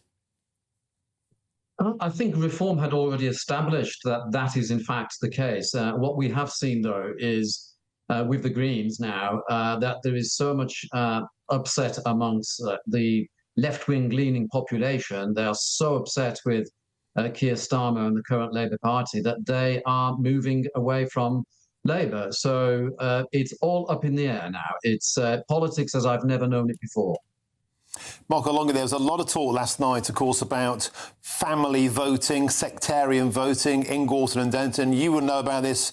Been going on for years across the Midlands, your patch. It's been going on for years across the North West and also in London. But Nigel Farage has taken this to the Electoral Commission. What do you think he hopes to achieve?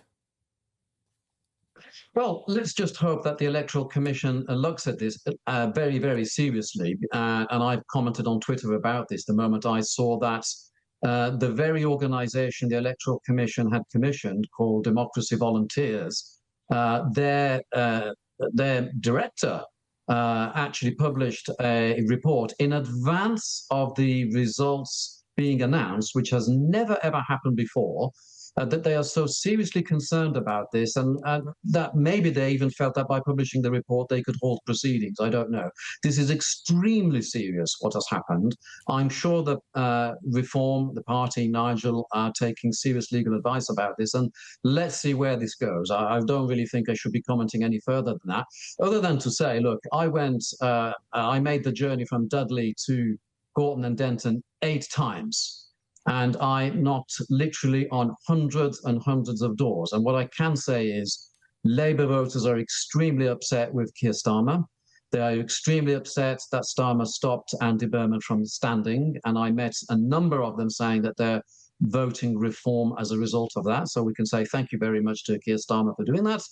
But then also, I knocked on a number of doors, people who couldn't speak the language, people who didn't know what was happening, people who were basically saying, oh, yes, don't worry, someone will tell me what to do. And that narrative is something that I'm sure that they have actually come across before. In other words, at election time, they get told what happens. And I had that on the doorstep as well. I mean, I've had it in Dudley many times as well. And I think that it's high time that we actually now take our politics much, much more seriously, our democracy much more seriously, and otherwise there's going to be anarchy in this country. You know, we need to take our border control seriously, we need to take our democracy seriously, otherwise this is what happens. The population of this country will come to the country's rescue. Okay, Marco Lungi, somber words. Thank you very much for joining us. Pleasure to have your company. Have a great weekend. Thank you, Marco. Marco, moving on to my next guest now. Delighted to be joined by the peer and the former Labour MP, Lord Walney, and of course the government's former counter-extremism advisor. Lord Walney, a pleasure to have your company. I was very, very keen to get you on today. I know you have grave concerns about sectarian voting, and particularly the family voting, where seemingly at polling booths in voting stations themselves, people are openly being coerced by family members in how to vote. Yes, it's important that people understand what is meant by family voting, because on the face of it, it can sound like everyone having a nice trip out to the voting booth and everything being fine. But what this is code for is a clear electoral offence where one person directs, influences at the point of the ballot being placed how someone is going to vote, and most commonly this does tend to happen with the father of the husband in the household directing his wife but sometimes others, but it is usually the wife in the family being coerced into unduly influenced into voting. And yes, it has long been a practice that has been around in particular in all communities to an extent, but in particular Muslim, Pakistani heritage communities. People have been out on the knock have always been aware that this can be a practice, and I think sometimes the established parties, when they feel it has been going their way, have maybe not been as concerned about tackling it. Now, it's important to say that the scale of the Green Party's victory means that it is overwhelmingly unlikely that this could have actually tipped the result going another way. So the problems are far deeper, but it does point to the abuse that there can be in the electoral system, and the need for us all to be clearer about what our democracy means, what are the rules that we have in this country, and for all political leaders and all authorities to be clear that they are there to uphold those rules, not turn a blind eye to them. Lord Daubney, I want to raise a serious point with you now. We've had this conversation many, many times about the emergence of a more radical sectarian Muslim politics. We've had the conversation for years about postal votes in blocks, now family voting. Are you concerned, and I know you have reservations about politics becoming more extreme to the left and to the right, but in the case of the Muslim community, are you concerned that the Green Party, the party of muesli and yogurts and nuclear disarmament and all that cuddly stuff and climate change is now being infiltrated, it seems, by a more radical pro-Gaza politics? Are you concerned the Green Party could be something of a wolf in sheep's clothing? Well, the Green Party that was on display at this election was very different to what people have previously been known as an organisation which primarily promotes policies about the environment. It has been striking that the candidate, the now new MP, Hannah Spencer, has not majored on that. Now, to an extent, that is a choice of any political party to do that, and you can look at our recent history of the Respect Party, of George Galloway's party back 20 years ago now, which had this unholy alliance of progressive left-wing politics, valuing things like the environment, like trans rights, as is the fulcrum now, alongside deeply conservative Muslim politics, and that coexisted oddly, but with relative success for a while in the Respect Party before imploding. And I think now there's going to be Green Party members who are looking at this and thinking, well, what have I signed up to? And you've got this issue coming up the rails where Mohsin Ali, the Green Party's Muslim deputy leader, has been championing this idea of the party adopting a policy which says that Zionism, the practice or the belief from Jews that they ought to have a state in Israel, is in itself inherently racist. The leader, Zach Polanski, was once a Zionist. I think he's probably disavowed it now, but has many family members that are there. And there is that strand of Green Party politics which will be saying, well, what have we done here? And it is, I think, a sign of the wider discontent and uneasiness that we have in our political system now, that these two really discordant forces are falling into bed together. I think you're exactly right. And on that point, I have Shahar Ali. He's the former deputy leader of the Green Party on the show, in the studio later on. Very delighted to have him. He left the party because he feels it is becoming more sectarian, it is becoming more divisive, and it's straying away from its original remit and perhaps becoming something a bit more sinister. Lord Daubney, it's always an absolute pleasure to have your expertise. Thank you so much for your company and have a fantastic weekend. Thank you, my friend. Now, still to come, Crowborough residents lose their High Court chair. No, that's Nigel Nelson. Let's have a nibble with you, because you've been awake since 2:30 this morning. Should we be concerned? We had Jake Wallace-Simons in the studio earlier on. He was saying that he's terrified as a Jewish man about the rise of a more sectarian Islamist politics, as he said it. Should we be alarmed about this? Well, I mean, if there's any evidence that this is happening and that they are therefore manipulating the vote, which seems to be the crux of this, I found that a bit of a conspiracy theory, as I said to Jake at the time.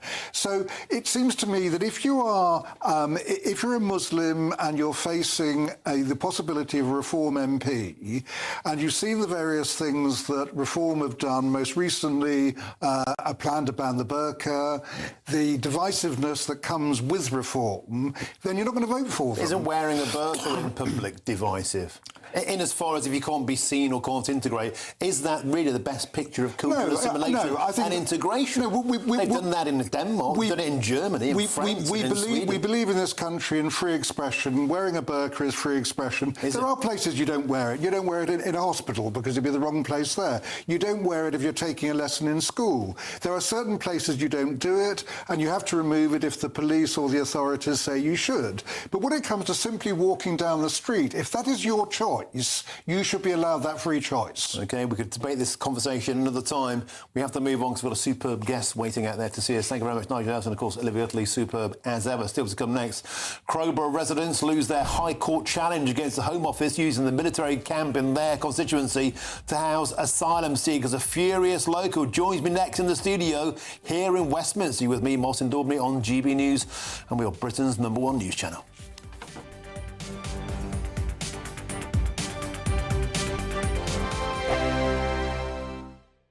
Westminster, the ultimate clique. And you're fighting like rats in a sack. But here on the Camilla Tominey Show, we ask the questions the establishment media is too scared to ask. OK, let me ask you a straight question, because I know you're a straight-talking politician. Whether it's net zero, illegal immigration or law and order, nothing is off limits. You had the power then. Yeah, as I and say, now you've lost it. That's the Camilla Tominey Show, a politics show that's fearless. But no, let me finish my question if you don't mind, because it is my show. Sundays at 9:30, only on GB News, the People's Channel, Britain's news channel. Hi, I'm Michelle Dewberry, and my show is your opportunity to cut through all the noise and dive in headfirst to some robust debates. Ideas clash. Situation, no, isn't it? No, because the failure is you're deliberately avoiding my point. Nothing's held back, And if you think this is the end of it, wait for more. and we do not shy away from the difficult stuff. Sometimes I want to shake people and say, if only you understood. So join me on Jubes and Co weeknights at 6 p.m. only on GB News, Britain's news channel. Join me, Nana Akwe, for an informative, interactive news programme with a difference. It's fun. No, he didn't say that, Dave. I'm so surprised. I think there's an element of truth to that. Join me from 3 p.m. every weekend, only on GB News, Britain's news channel. Do you trust what you're being told? Good, because neither do I. Those are just facts. I'm Alex Armstrong, and on my show, we'll expose the spin. Well, I want to answer that, because you didn't let me last time, because you always speak over me. The broken promises. To deny that is denying the truth. And the hypocrisy. Allow. Stop. You think we can allow. Politics, policy, parliament. Nothing is off limits. No sugarcoating, no fear of offence, just the truth laid bare. Tune in every Saturday and Sunday at 9 p.m. for Alex Armstrong Tonight, only on GB News, Britain's news channel. Mornings don't have to be tiresome, especially if you have the right company. Wake up to news as it happens, opinion and debate, and of course, a little bit of entertainment too. Because when the kettle's on, we're on. That's Breakfast on GB News, a show worth waking up for. Every morning from 6 a.m. Only on the People's Channel, Britain's news channel. We'll spread the news, you spread the word. Britain deserves a newsroom that puts the facts and your voice first. Well, and that's what you get on GB News. Lively debates, lively conversation. And we're not afraid to hold power to account.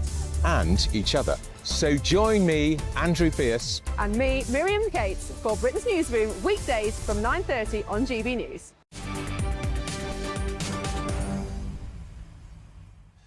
Welcome back. Your time is 4:26 with me, Martin Daubney, here on GB News. Now, Crowborough residents have lost the High Court challenge against the Home Office from using a military training camp of barracks to house asylum seekers in their constituency.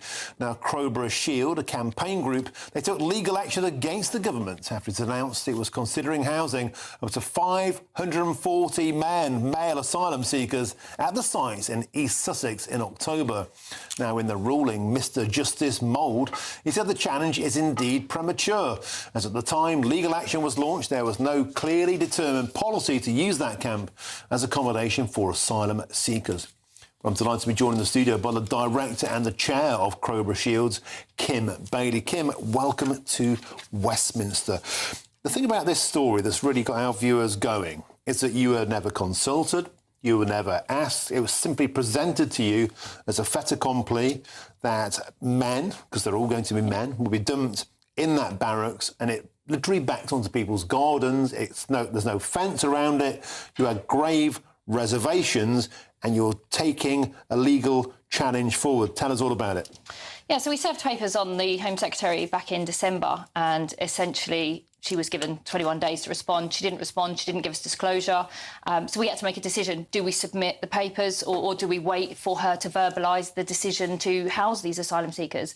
You know, the decision was made. It was made long ago. You know, they spent millions and millions of pounds of taxpayers' money up at the camp, signing contracts. You know, the decision was made. But the judge today, it was a technical issue. It was a technicality that Shabana Mahmood had not verbalised that the decision was made. And so he had to rule that we couldn't have permission to go forward today. But what he did make very clear was that we could submit again within the next few days and go forward. The issue we've got right now is we need to raise £60,000 by Wednesday to resubmit. So 60 grand, that's what it costs to do this sort of stuff. Yeah, it costs a lot, I'm afraid. But when we've raised 106 to date, and that's obviously all gone on the legal fees so far. So in order to resubmit, we need a sizable amount of money by Wednesday. But, you know, this, although I'm bringing the case along with Alex, who's the other director, it's the community that's bringing this case. And I will fight all the time. The money is there to keep the fight going. So, you know, essentially, if we raise the money, we'll take it back. We'll take it back to them on Wednesday. We're not going to go away.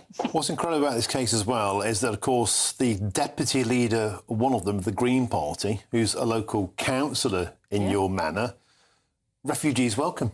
They always say open borders. They were announcing this week, but they don't want them in your constituency. Even the Green Party don't want the Crowborough Barracks to be opened on their patch. So the next stage moving forward, you need all this dosh. How are you going to try and raise it? Well, I mean, this community is great, and this isn't a me and an Alex thing. We haven't raised this all on our own. This is a collective. This is the community coming together. And it's not just in the face of the Home Secretary and this government. Actually, Wealdon District Council, so the deputy leader of the Green Party, although they objected as an interested party, what the judge made very clear, and the King's Council made clear, is that Wealdon could have issued stop notices. Yeah. And whilst they kept repeating that they couldn't do anything, and they kept telling the community there was nothing they could do, actually they could. And I hope, Wealdon can actually bring this case so that the community doesn't have to. Wealdon District Council could bring it, but I'm not confident that they will. And Kim Bailey, on a human level, what are locals telling you about their concerns, legitimate concerns about so many men being dumped on your small area? Well, the key thing is that we've received no information. There's been no risk assessments, no impact assessments, nothing. No one has spoken to this community. There was one meeting, which was back in November, that was held by the District Council. But beyond that, we've received absolutely nothing. And obviously, we put the papers forward for a legal case. And still, Shabana Mahmood withheld it. The Home Office gave us nothing. We've had a few papers since, which obviously strengthens our case now. So if we do go forward again on Wednesday, which we do intend to do, then we've got a stronger case. But it's the fact that no one is engaging with this community. There is no resources. I mean, the Police Crime Commissioner said it's going to cost another £5.62 million in police resources to police this. That works out about £10,000 per asylum seeker. And that's just for 12 months. That's not a permanent thing. That's just a cost for 12 months. Nigel Nelson, this is a problem that the government simply is shoving around the country from pillar to post. Nobody wants asylum seeker hotels in their area.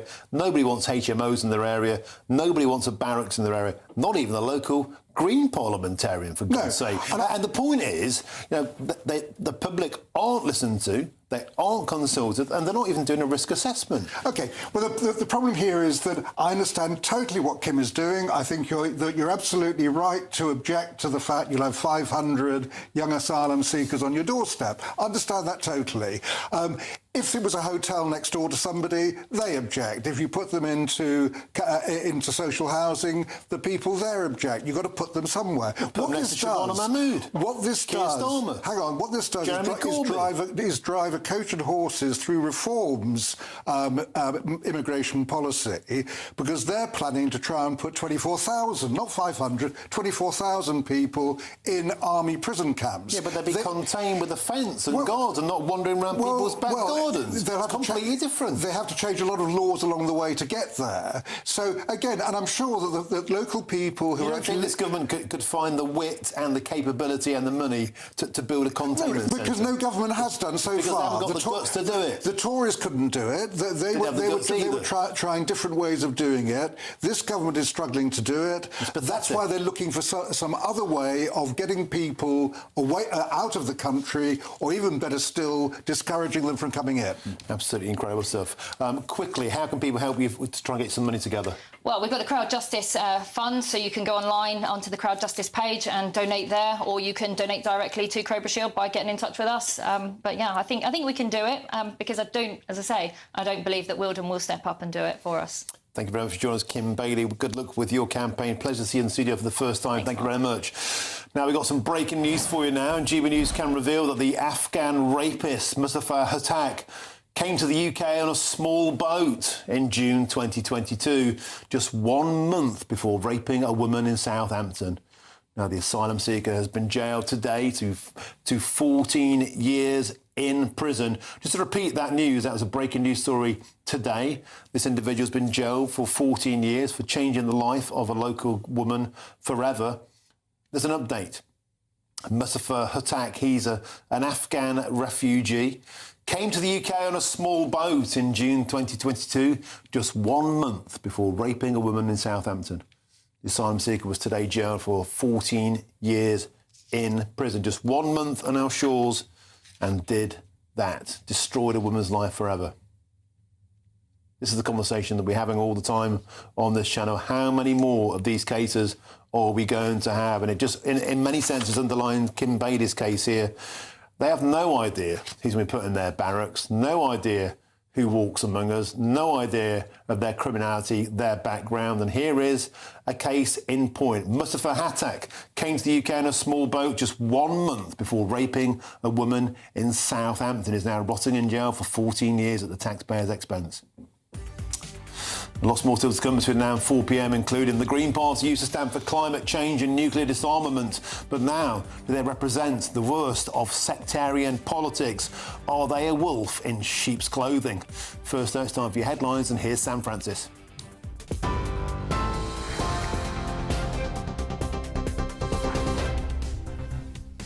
Very good afternoon to you. 4:34. The headlines this hour. Nigel Farage says Reform UK has referred allegations of illegal family voting in the Gorton and Denton by-election to police and election officials.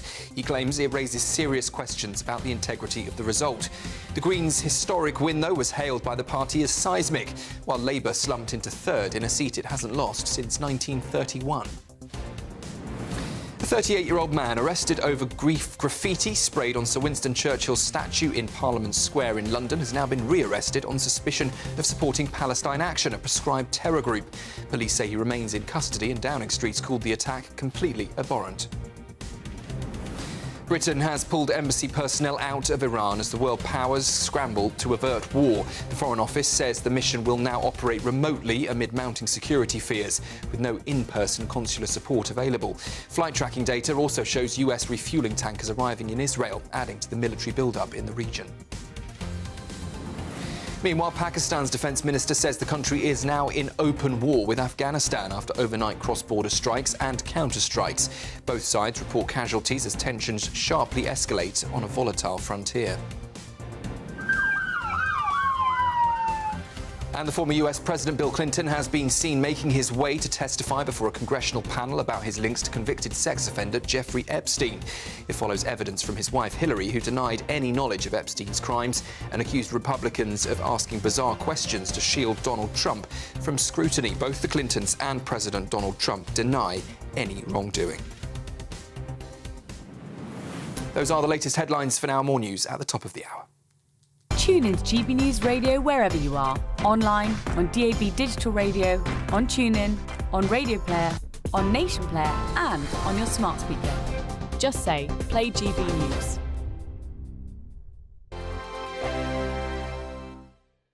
Hello, welcome to your latest GB News weather update brought to you from the Met Office. A bit of a dull start for many areas. Further rain to come through the rest of the day, particularly across the south, a risk of some quite heavy showers. But further north, we're away from these weather fronts, so it will be a drier day for many northern areas, particularly across the far north of Scotland. Elsewhere, though, this weather front pushes in with an area of low pressure, so some quite brisk southerly winds picking up across southwestern areas.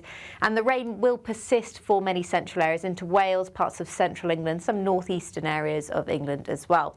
Further south, there will be some brightness into this afternoon, some sunshine, but that will allow showers to break out. Some of these could be quite heavy, but if it does remain dry for you in the south, highs of 14 or 15 degrees, fairly pleasant.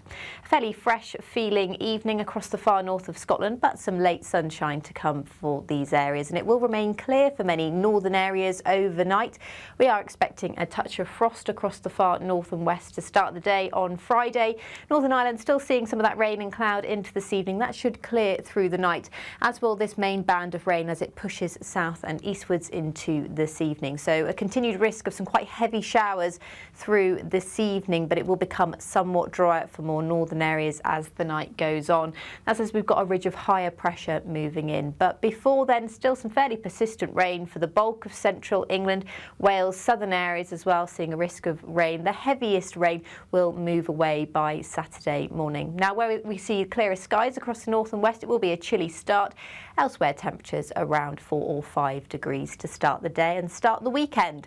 Saturday is looking like the best day of the weekend, the best of the sunshine across the north and west at first, but it will push eastwards into the afternoon. Further west, though, the next band of rain does push in for Saturday evening, and that brings the idea for Sunday of more rain to come, so a much wetter day on Sunday compared to Saturday. Thank you, Britain, for all of you who listen to GB News Radio. Whether you're at home or on the go, you're making us Britain's news channel and Britain's radio station. Good afternoon, this is the latest AI travel news from gbnews.com. On the M4 westbound, all lanes are restricted between junction 23A at Mega and junction 26 at Malpass.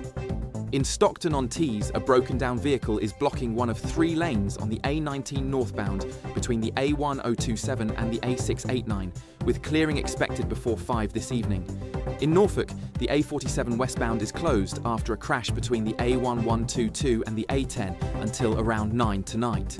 And on the trains, cross-country has major disruption between Basingstoke and Southampton Central, and South Western Railway reports disruption on some routes. For more travel news, go to gbnews.com.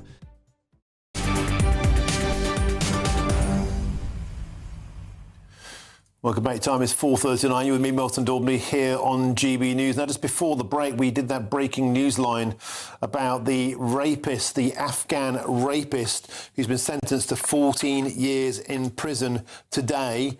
The breaking news line is this individual here. You can see on your screen, we found out that Mustafa Hotak, he's a 25-year-old. He was convicted today after a trial at Southampton Crown Court for the rape and the sexual assault by penetration of a woman in the early hours of July the 12th, 2022. He was waiting in a park while the woman who left a club doesn't remember the incident. She woke up being raped by this scumbag who's now in prison. The breaking news line. He arrived by small boat in Britain just 1 month before that life-changing sexual assault and rape of a British woman. There was an impact statement read out at Southampton Crown Court earlier about how she still feels his hands on her and how her life is changed forever. Another life desecrated by an illegal immigrant. Nigel Nelson, how many more of these incidents are we going to have? And how many times are we going to say on this channel, men from cultures that are not aligned with our own? Nigel, we did a story earlier this week. I think you and I did it on Monday. The Taliban, the governing party, whatever they are, of Afghanistan, have declared it is legal in Afghanistan to beat your wife, to beat your children, so long as you don't leave broken bones or open wounds. If you go to court as a woman to try and get a conviction, then you have to be with a man, and that man is always your partner. Even if the man is found guilty of domestic violence, the maximum sentence is 15 days in prison. Let's face facts. Afghanistan is a brutal, misogynistic patriarchy with no regard whatsoever. In fact, an open contempt for women's rights. We know from our own data here on this channel, Afghans are 22 times more likely to commit sexual assaults against women in this country than the British population. Afghanistan brings a lot of trouble to our shores. This scumbag is the latest in a long, long line. Nigel Nelson, men like this have no place in our country. Surely it's time to say no more people from Afghanistan, period. Right. Well, I agree with every word you've just said, which is unusual, but I do. The problem, of course, is how do we get them back to Afghanistan? We've got no diplomatic relations with the Taliban. You can't send. This is the problem with Reform's immigration policy, with the Tories' immigration policy. You can only deport people and send them back to their home country if the home country agrees. Well, it's as simple as that. No, you can't land. You cannot land a plane without their approval. Germany has an agreement. Denmark has an agreement. Now, the hardly far-right, fascistic regimes, they're actually quite liberal. They have an agreement. But we don't. They've done an agreement, but we could do one if we had the gumption, the guts and the will. And that's the point. Well, we don't. Well, in an ideal world, of course we could. And there are tentacles, diplomatic tentacles out trying to do just that. The slight problem is that we invaded the country and we've spent 20 years fighting the Taliban. All right. So they're not awfully keen on doing deals with us. The Taliban eventually won that war. So if we can get those diplomatic relations with the Taliban, then we can actually start sending people back. OK, that won't happen under this government, because it just won't. You and I both know that. Well, we don't know that. We don't know that. But well, get on with it, then. The whole thing is... How many more women need to be raped before they try and do some sort of diplomatic, iron fist movement? I'm not sure any government will be able to do it, but... Governments are trying. The Tories tried all this. Labour are certainly trying. I don't know if a Reform government could actually achieve it. Maybe they could. Maybe a Green government could achieve it. I've no idea. But at the moment, we are not able to do it. The Green Party this week launched an open borders plan. Yeah, I think I was being a bit flippant about the Greens. The last people on earth. Here's a serious point. Build a prison. Everybody who comes in the country illegally on a boat, put them straight in the nick. No questions asked. In the nick. All of you. Processed there. Detained. Behind an iron fence. Not wandering around hotels or barracks or HMOs at taxpayers' expense, going to rape our beautiful women, destroying their lives. Put them in the nick. All of them, straight away. And if we can process them and prove their case is genuine, maybe then. Or actually, some people say, if you arrive here illegally, irrespective of how legitimate your claim is, you are never having your liberty. How many more lives have got to be destroyed by scumbags like this before we do something about it? And you can do that. In fact, the Tories brought in the Illegal Migration Act, which can't make it illegal, by the way, to cross the Channel. What they did do is say anybody who did cross the Channel was inadmissible. That then caused a huge logjam, which Labour have been trying to unravel. So we ended up with an awful lot of people to process. In fact, who weren't being processed. You had people here, they couldn't stay, but they couldn't leave. It was the worst of all worlds. People are just bored now. No, I agree with that. Of all this waffling about. People are really frustrated. I understand that totally. I was sat in the studio last night with John McTurnan, used to be a senior advisor to Tony Blair. I know John very well, yeah. Right, he called me a racist when I pointed out that Afghanistan men are 22 times more likely to commit sexual assaults. They just are. And how long can we just keep saying, it's racist to say this? You can't say that. It's divisive. What's divisive is allowing all these undocumented men in and allowing them to rampage across the country. But we're not allowing them in, and they're not breaking in because there isn't actually a lock on the country. They are coming here, and under the current laws, they have certain rights. So, for instance, the rights to be roaming around parks at night time outside nightclubs, waiting to prey on women. No, of course they haven't. That's why the guy you've just mentioned has gone down for 14 years. But you cannot prosecute them for crossing the Channel, because if you did, that prosecution would fail while they're an asylum seeker. Round and round we go. Let's change the law. Let us change the system so asylum seekers can be processed offshore and don't come here. OK, thank you very much, Nigel Nelson. That's still to come. The Green Party used to stand for climate change and nuclear disarmament, but now they represent the worst of sectarian politics. That's next, but first, here's the forecast of some of the top European destinations. Can't wait to get in that sea. Lovely and warm. Just like the feeling of having great travel insurance. All Clear Travel Insurance sponsors GB News travel destinations forecast.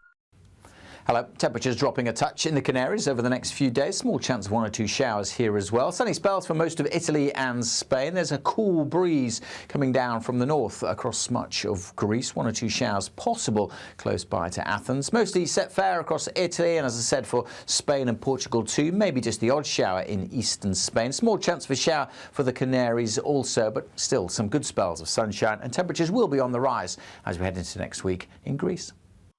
All Clear Travel Insurance sponsors GB News travel destinations forecast. At GB News, we love to hear from you, our loyal community. So drop us a line at gbnews.com/yoursay. There you can talk to each other and also to the presenters live on air. gbnews.com/yoursay, because GB News is your channel, Britain's news channel. GB News Breakfast, every day from 6 a.m. This is Ellie, and this is a safari. safari. These are the decent ones. This is amazing. Tell us about this. Right, so this was the best part of the honeymoon. This is my favourite part. We're in Kenya, in the Masai Mara. That's the camp there. So it's immersed right in the middle of the, Gosh. of the That's a savannah. giraffe, I know That's that one. a big giraffe, Yeah. yeah. And we saw the big five, and it was amazing. Oh, and we went to see a Masai Mara tribe, and this was me with the tribe, and they did a big dance for us, and they were jumping up and down, and it was amazing. And we took pencils and colouring. Oh, that's my husband there. That's Jared. And we took colouring books for the kids, and we took crayons, and they loved it. Oh, that we had was the best nice. time. That was nice yeah, too. and then that's an elephant. Oh, that's me. Yeah. And the best animal we saw, which I don't think we got a picture of, is a leopard, and we got so close to the leopard. Camouflage We were was good eye there. to eye. Yeah, it was amazing. Was it a bit scary? It wasn't at all. It was open very there, your peaceful. little car. Yeah, you're in an open van, but they're not threatened by the van or by you at all. It's very strange. And we didn't see the daddy lion until the last day. And Amy was messaging me every day saying, "Have you seen the daddy lion yet? You still haven't seen him."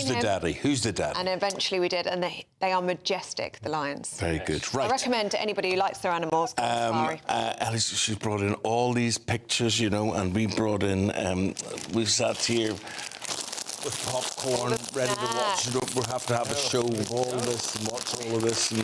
But anyway, get those snacks ready. When can we open these then? Well, I've still got to show you what other pictures I've got to show you. If there's demand for it, but there's no demand. People aren't interested. Then I'll just take this away. They would just take them home. Take it to go. But that was Ellie's honeymoon, which she delayed for 7 months or so, and then Took some planning. Welcome back. GB News, the People's Channel. Join me, Nana Akwe, for an informative, interactive news programme with a difference. It's fun. No, he didn't say that, though. I'm so surprised. I think there's an element of truth to that. Join me from 3 p.m. every weekend, only on GB News, Britain's news channel. In the GB newsroom, we bring you the news as it happens. With our team of dedicated journalists across the UK, we're ready to keep you up to date with what's happening every half an hour, every single day. Bulletins here on GB News, the People's Channel, Britain's news channel.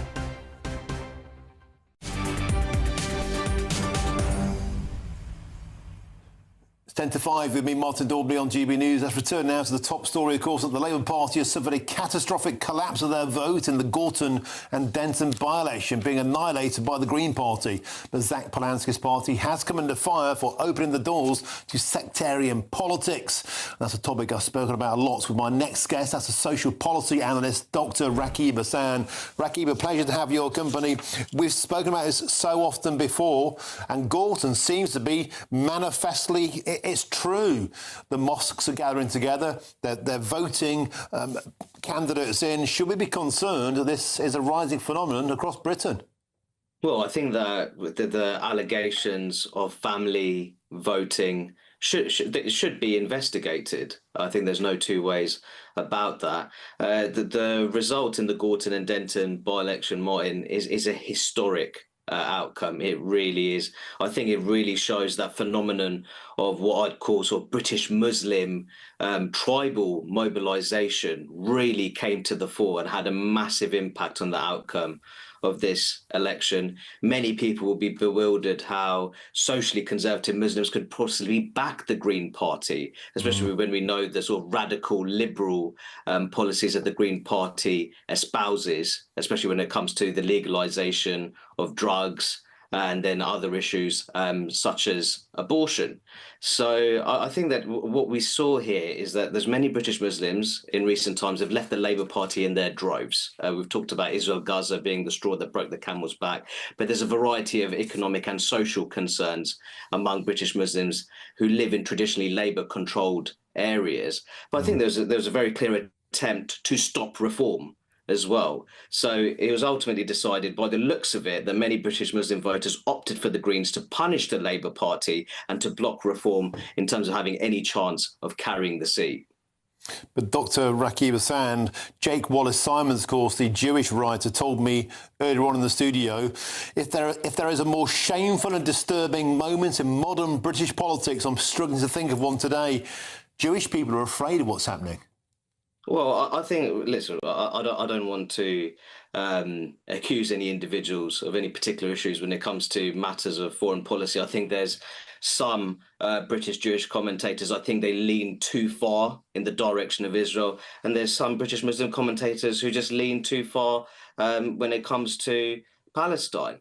I think that what we've seen here is that foreign policy does have an impact. I think I saw Urdu language campaign material where supporting the Green Party, but also putting Sir Keir Starmer next to Narendra Modi, his Indian counterpart. There was also an image of David Lammy, the former Foreign Secretary, next to Benjamin Netanyahu. Now, of course, foreign policy plays a part in our politics more generally, especially when it comes to elections of the House of Commons. But I think that it really shows that it had quite a big impact here in certain communities.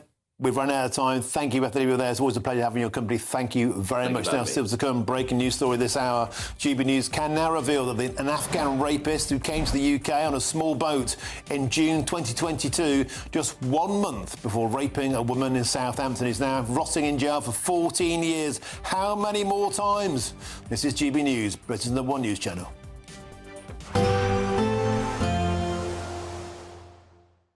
Expect warm spells with the odd rude interruption. Box Boilers sponsors the weather on GB News. Hello, good afternoon. Welcome to your latest GB News weather update brought to you from the Met Office. A dry afternoon to come for many northern areas. Further south, though, rain and showers continuing to bring a pretty dull and damp end to the day. We've got an area of low pressure across many central and southern areas of the UK. With it, some weather fronts. That's what's bringing all that cloud and rain. It may brighten up for a time across the far south and east, but here there is a risk of some quite heavy, possibly thundery downpours just through this afternoon. And then through the rest of the night, the rain continues, lots of cloud around, a pretty damp night to come for many central areas of the UK in particular. Further north and west, though, it will clear up as the evening goes on, and overnight we'll see clear skies remaining, pushing into the far southwest of the UK as well by the morning. So that does mean it's going to be a pretty chilly start to the day across the far northwest in particular. We are expecting a frost here. Temperatures could be down as low as -6 or -7 in any sheltered glens, but for most of us just hovering around zero for many towns and cities across Scotland. Northern Ireland just seeing a touch of frost, a blanket of cloud across northern England, and persistent rain still across eastern areas in particular. Here is where it will linger through Saturday morning.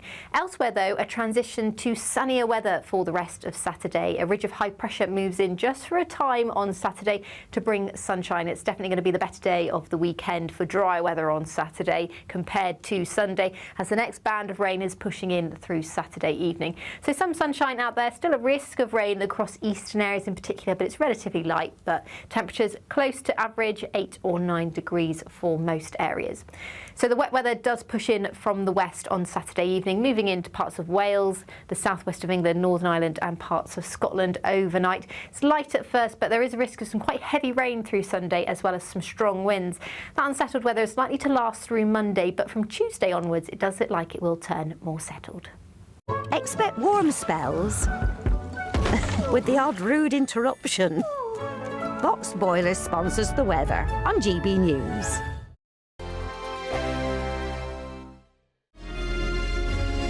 Thank you, Britain, for the thousands of you who are becoming friends of GB News each and every week.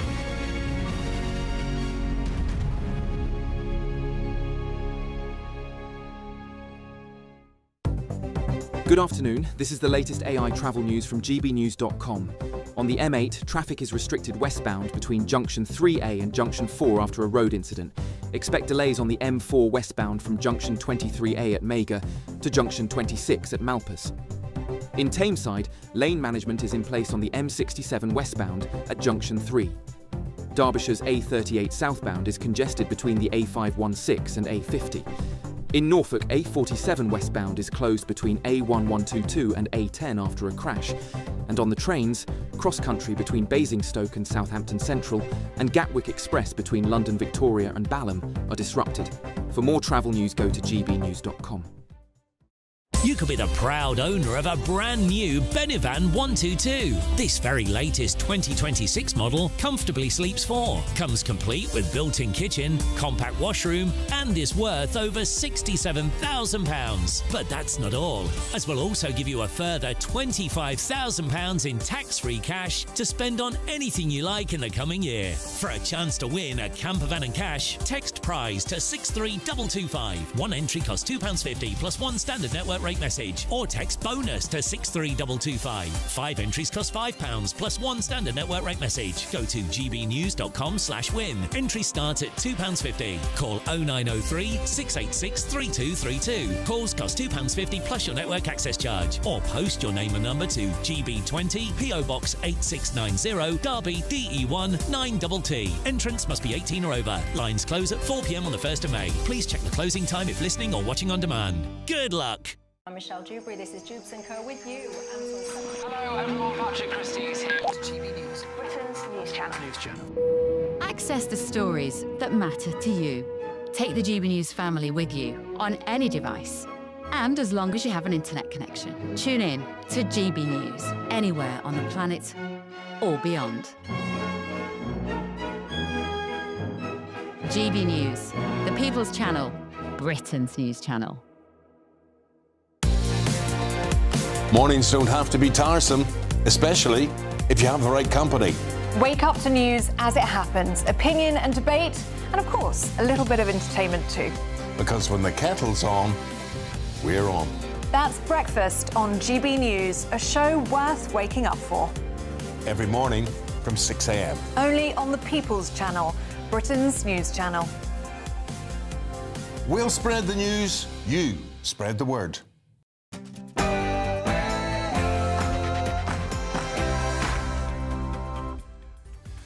Very, very good afternoon to you and a happy Friday. It's 5 p.m. Welcome to the Martin Daubney Show here on GB News, broadcasting live across the UK. All the very latest news, debate and analysis all the way through until 6 p.m. We've got a cracking show. Here's what's on your menu. Very disappointing result. Incumbent governments quite often get results like that mid-term, but I do understand that voters are frustrated, they're impatient for change. I will keep on fighting for those people for as long as I've got breath in my body. It was a Stormageddon for the Labour Party last night as they collapsed in the Gorton and Denton by-election. Keir Starmer finds himself caught up in a deadly populist crossfire. The Greens to the left, Reform to the right, and with nowhere left to U-turn to safety, today I'll ask, is the party over for Labour? And how long can our pummeled Prime Minister limp on? The Denton by-election is a victory. Yes, it's a victory for sectarian voting. It's a victory for cheating in elections. Strong words there from Nigel Farage, who says the Greens' win last night would embolden the radical left as he's reported family voting to the police in Greater Manchester and to the Electoral Commission. On today's show, I'll ask, will the Muslim vote radicalise British politics, and how concerned should we be? And the Green Party used to stand for climate change and nuclear disarmament, but has become a wolf in sheep's clothing. On today's show, I'll be joined in the studio by the Green Party's former deputy leader, Shahar Ali, who claims that Zach Polanski is divisive and exacerbating and exemplifying the worst excesses of sectarian politics. And breaking news in this past half hour, GB News can reveal that an Afghan rapist who came to the UK on a small boat in June 2022, just 1 month before raping a woman in a park outside a nightclub in Southampton. Just 1 month later, he committed rape.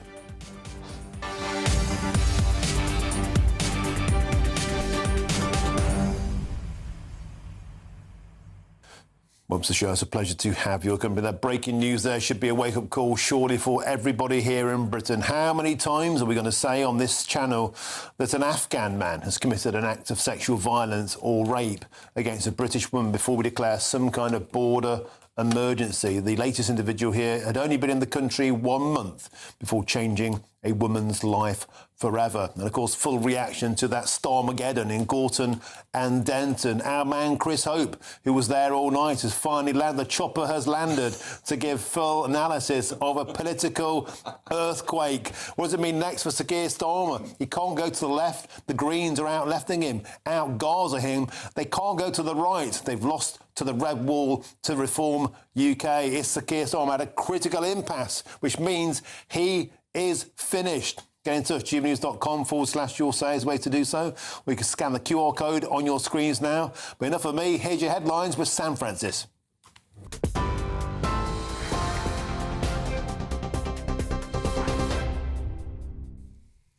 Martin, thank you, and a very good evening to you. 5 o'clock exactly. The top story this hour. We start with news in the United States, where Bill Clinton, the former US president, has insisted, "I saw nothing and did nothing." That as he prepares to testify before the House Oversight Committee about his links to Jeffrey Epstein. In a defiant opening statement, the former US president said he had no idea about Epstein's crimes, adding in that statement, quote, "I know what I did and what I didn't do." Well, it follows testimony from his wife Hillary last night, who accused Republicans of asking bizarre questions and trying to distract from Donald Trump. She denied any knowledge herself of Jeffrey Epstein's crimes while appearing before the same committee. Both the Clintons and President Trump deny any wrongdoing, and that hearing is ongoing.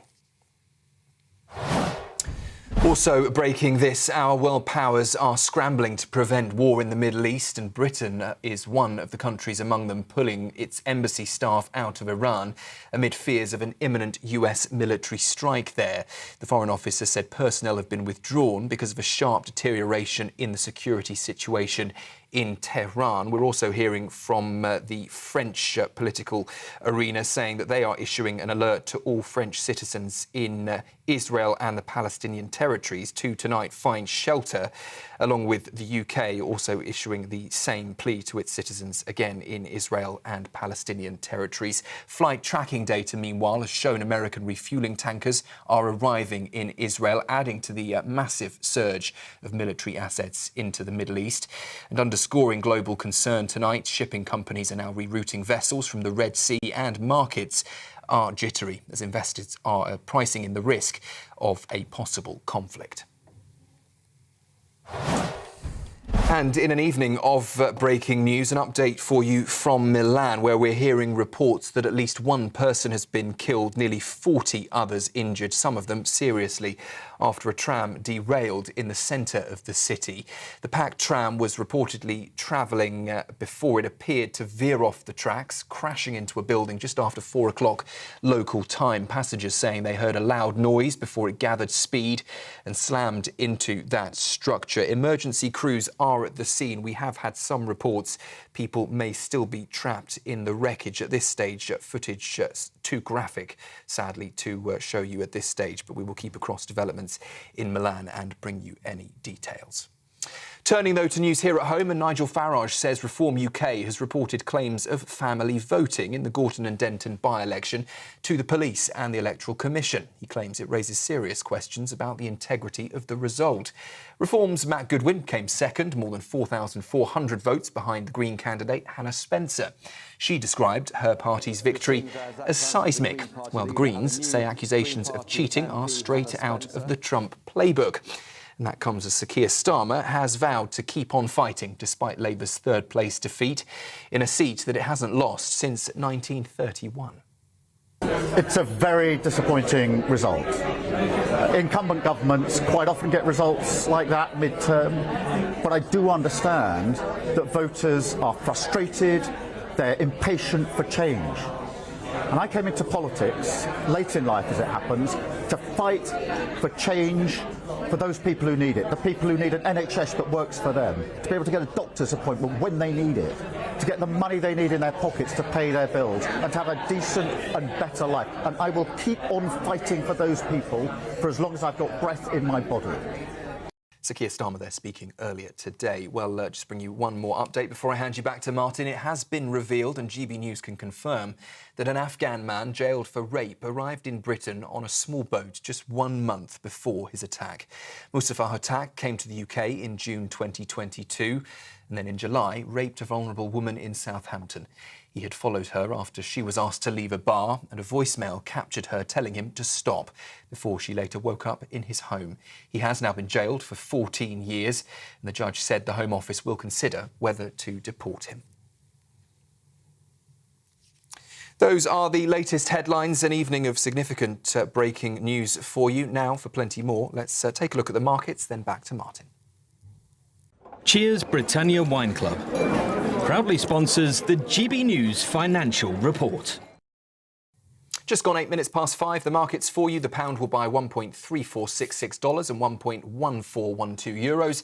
The price of gold, £3,885.68. That's per ounce. And the FTSE 100 is at 10,907 points. Cheers Britannia Wine Club proudly sponsors the GB News Financial Report.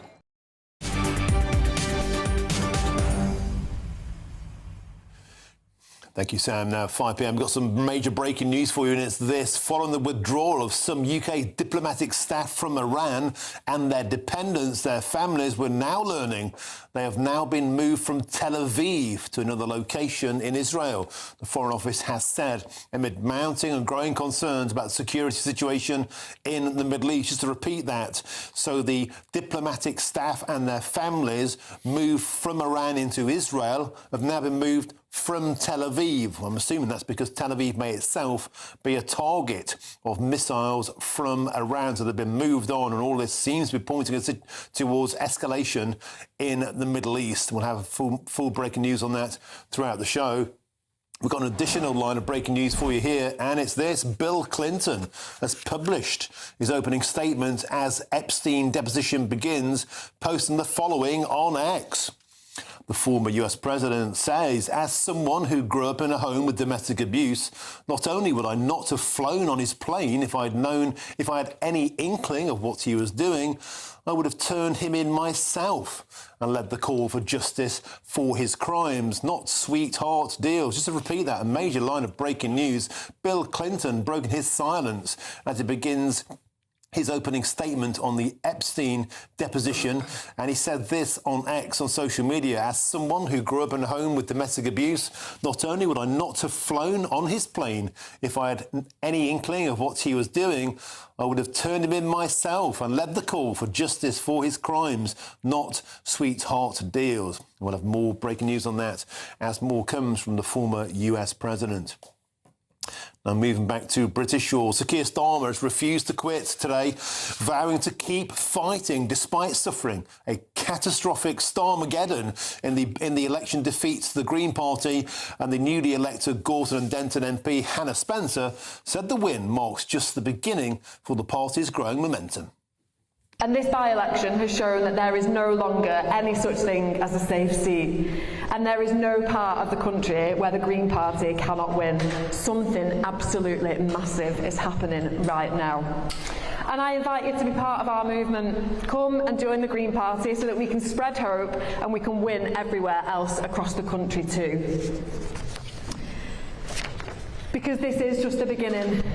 The Green Party is on track to make big gains in the May elections, in the Senate and in councils all over the country, and our momentum will continue building.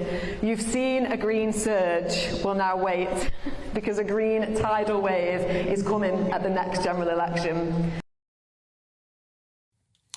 OK, well, joining me now in the studio is GB News' political editor Chris Hope, who's just got back from Gorton and Denton, and also GB News' senior political commentator Nigel Nelson. The chopper has landed. Chris, you were in the room for that, for Hannah's speech there. You were there for the entire count. A huge drama, Starmageddon for Sir Keir Starmer. Tell us all about it. Well, just Hannah Spencer there. I mean, I think highly compelling as a Labour MP, because she spoke for 5 minutes in that speech, and I was making notes, mentioning the environment once, but mentioned a lot about the cost of living crisis, soaring bills. People can't get on the housing ladder, talking exactly like you might expect a Labour MP, until the very end, when she stepped in and said, we didn't come here to disappoint Labour, we came here to replace them. I mean, that's what's happening here. This party is now, on the left of our politics, is looking to replace Labour. On the right, Reform UK to replace the Conservatives. Down the middle, charges Keir Starmer, Sir Keir Starmer, down the valley of political death, if you like. Which way does he turn? He's been trying to navigate to the right to take on Reform UK. That's left his left flank open for this party called the Greens, but really they could be called a different form of Labour, frankly. The trouble with this, though, is that this really is, as you put it, a valley of death for Sir Keir Starmer. He was almost on the dole. You know, last Monday he faced potentially a leadership challenge, that all the kind of Kim Jong-un style fake applause, you know. He just about hung on by the skin of his teeth. All eyes were on this date. We've still got the May local elections to come, and, of course, the Senedd and Holyrood. He's a dead man walking, surely. He can't survive this.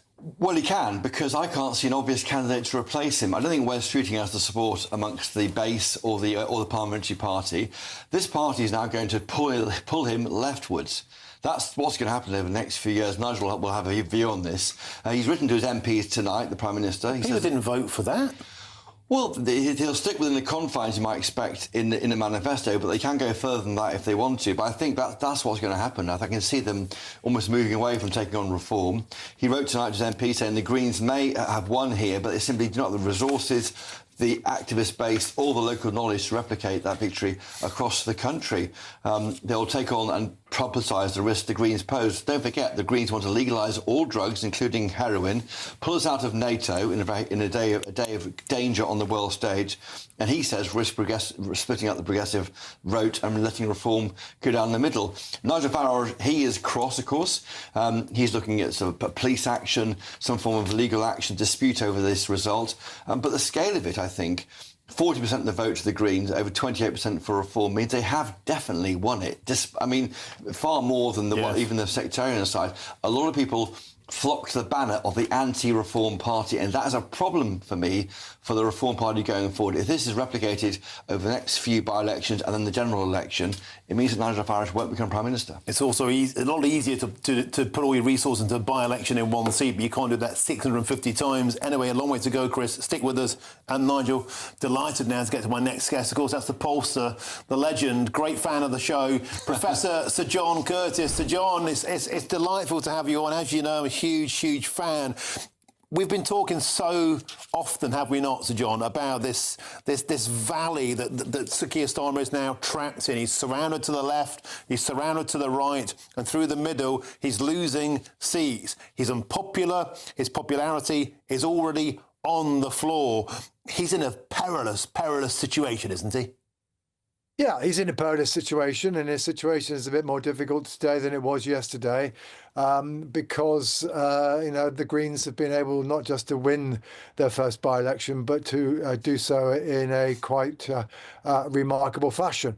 And that does cut across one of Keir Starmer's principal responses to the difficulties that Labour find themselves in, which is to argue, well, whatever you think of us, you still have to vote for us if you want to stop Reform getting into 10 Downing Street. That message becomes more difficult if actually we discover that it's the Greens that managed to defeat Reform rather than Labour, albeit, yes, in circumstances that in some respects are particularly favourable to the Greens in this constituency. What's fascinating now is if there is that permission, there's that kind of blueprint, if you like, for the Labour voters, the Muslim voters, the students, the young professionals, the metropolitans to go green. Well, that's a huge amount of their vote across the North West, across the West Midlands, across London even. This could be existential for the Labour Party. Well, that is the $64,000 question, I think, that arises out of this by-election is, the success of the Greens is in itself, at least in part, a consequence of the rise of their support in the national opinion polls, now running at about 14% on average, but with quite a variation around that figure. But the question now is whether or not, as a first-time victory, for a party that has only really become significant in the last few months, whether or not that means that they gain a degree of credibility in the eyes amongst those who are kind of in between Green and Labour and maybe even the Liberal Democrats. And that therefore, as a result, what we see in the polls next week and the week thereafter is something of a boost in the rise in support for the Greens. And of course, this is a pretty good time for them for that to happen, because we're only now a matter of weeks from the local and devolved elections. Now, I'm not saying that's definitely going to happen, but I think it is now something to watch out for. And it's something which, because it's such a strong victory and because it is a first victory, is at least something that looks at least potentially plausible. So, John, the polling now seems to consistently point towards the Labour Party being eviscerated from the left and from the right. A poll out from Find Out Now has them on 29 seats. Let's get the cabinet on screen now. The cabinet, the entire cabinet, set to be wiped out. 11 of the cabinet going Reform, 8 Green, 1 Independent, 1 to the SNP. You see there Sir Keir Starmer, David Lammy, Darren Jones, Shabada Mahmood being eviscerated by the Green Party, and a huge amount of the others, Ed Miliband, Bridget Phillipson, Rachel Reeves, Yvette Cooper, losing to Reform. Here we have the problem. They're being battered from the left and battered from the right, and it goes all the way to the Prime Minister downwards. Well, 2 points to make. The truth is, if you take the 26% or so swing in Gorton and Denton and assuming it would happen everywhere, frankly, virtually every Labour MP would lose their seat. And that's kind of one of the reasons why it's going to make Keir Starmer's life more difficult.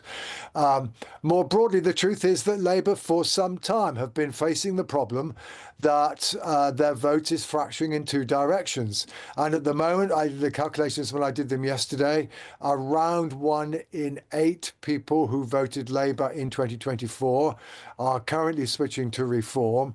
But around 1 in 4, i.e. roughly twice as many, are switching to either the Greens or the Liberal Democrats. So, yes, Labour are losing votes in both directions, whereas the Conservatives are just basically losing votes to Reform. And that does make life more difficult for Labour. Labour's response so far has been to try and target Reform, both by tacking to a more conservative direction on some issues such as immigration, but then also trying to say to Liberal Democrat and Green voters, you're going to have to back us. So it's a kind of dual strategy. But I think the second string of that strategy already suggested now looks rather less credible. And the truth is that at the end of the day, Labour's current supporters are more socially liberal than they are socially conservative. They are more left-wing than they are right-wing.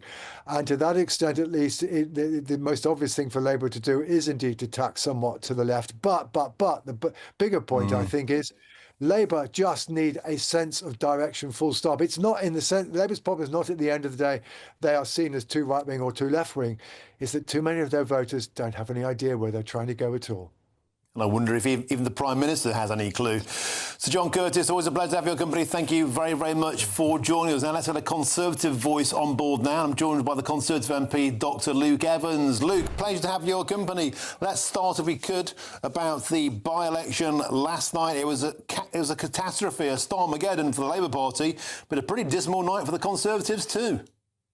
Yeah, well, this is very much Labour's problem, that they're really struggling here. They've got a Prime Minister who has no direction. He's got no backing from his MPs or the public. And now he's sat there still thinking, well, what am I going to do? From our point of view, from the Conservatives, we've never held that seat and won that seat. So we're concentrating on Kemi doing what she's doing best, calling the Prime Minister out, holding him to account, showing some backbone and getting on with the job. But, Luke, you lost your deposit. Yeah, that's true. But I think in the wider context, we've never held that seat. And as I said, this is a Labour problem with Greens, clawing away at them. And Reform haven't performed as well. They thought they would win that seat. They threw the kitchen sink at it. And so it's going to be an interesting time. But Kemi's very much, part of the reason we're in this position is because Kemi's being so effective of holding the Prime Minister to account. You only saw it this week when she really dusted the floor with him again.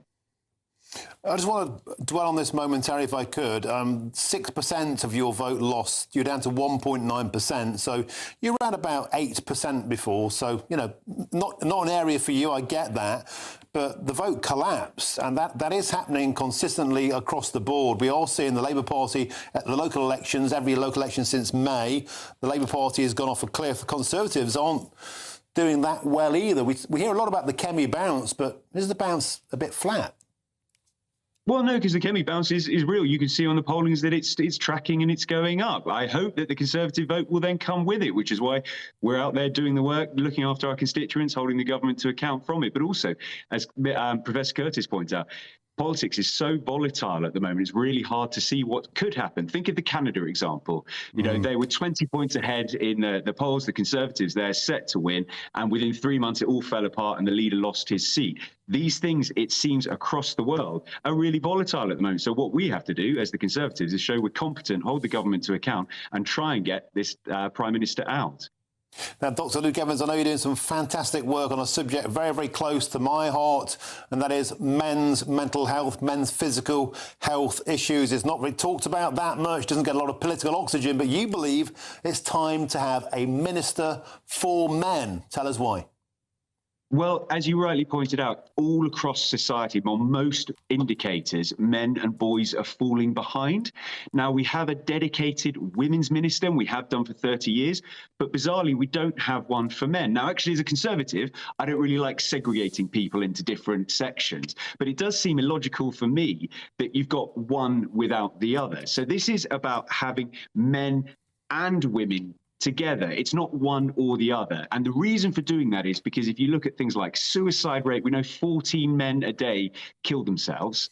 And, that's 3 times higher than the female counterpart. We know that young boys are falling behind at every level of education. So it's a half a grade at GCSE. By A level, it's a grade and a half compared to girls. You think about knife victims, 90% are male, 96% of our jails are male. And then you've got the whole idea of, well, what is a good male in society at the moment? What is a good man? We're always told, we're telling boys they're toxic, and that's really scary. And that's what I'm worried about, because actually if we tell them they're toxic and we build women up, which is really important, we've done a lot of good work in that, you leave a space for the likes of Andrew Tate to walk in there and actually use it to his advantage. And that's a real concern. You're absolutely right. I doff my cap to you. We hear so much about toxic masculinity. What about positive masculinity? Positive male role models to help young lads navigate the difficult, choppy waters of adolescence and adulthood. We have to leave it there, run out of time, but thank you for joining us today. Great work there, Conservative MP Dr. Luke Evans. Thank you very, very much indeed. Now, still to come on the show, the Green Party used to stand for climate change and nuclear disarmament. It was all sandals and yoghurt. But now they represent the very worst of sectarian politics. That's next.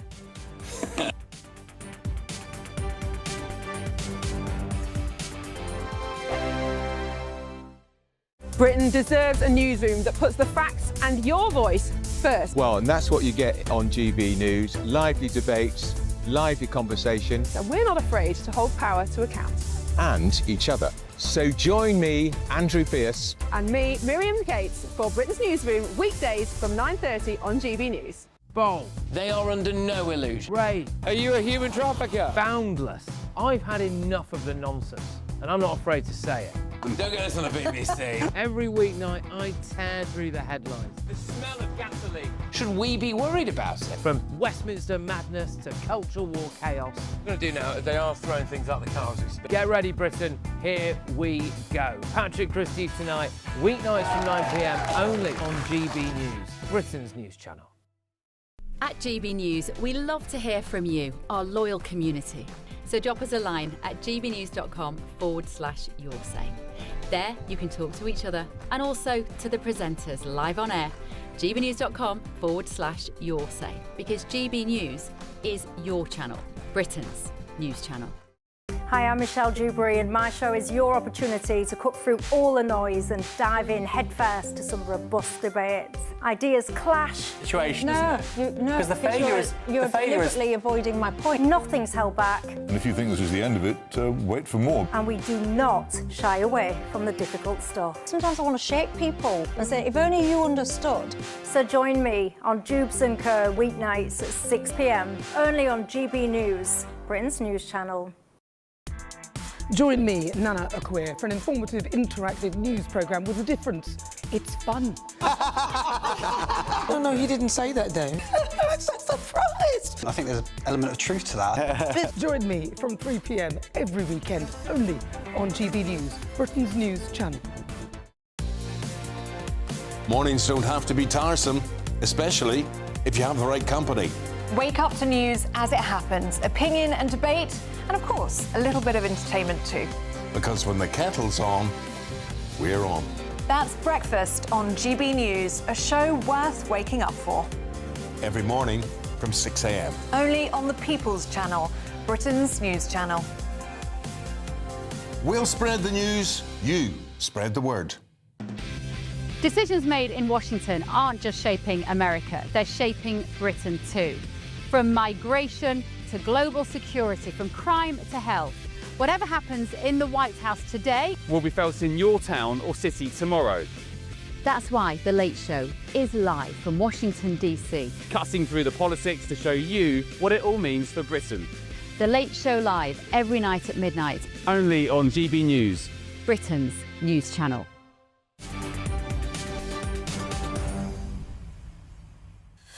Welcome back. It's approaching 5:28 with me, Martin Daubney, on GB News. Now, we've got some breaking news for you now, just to keep you updated on the child murderer Ian Huntley's condition.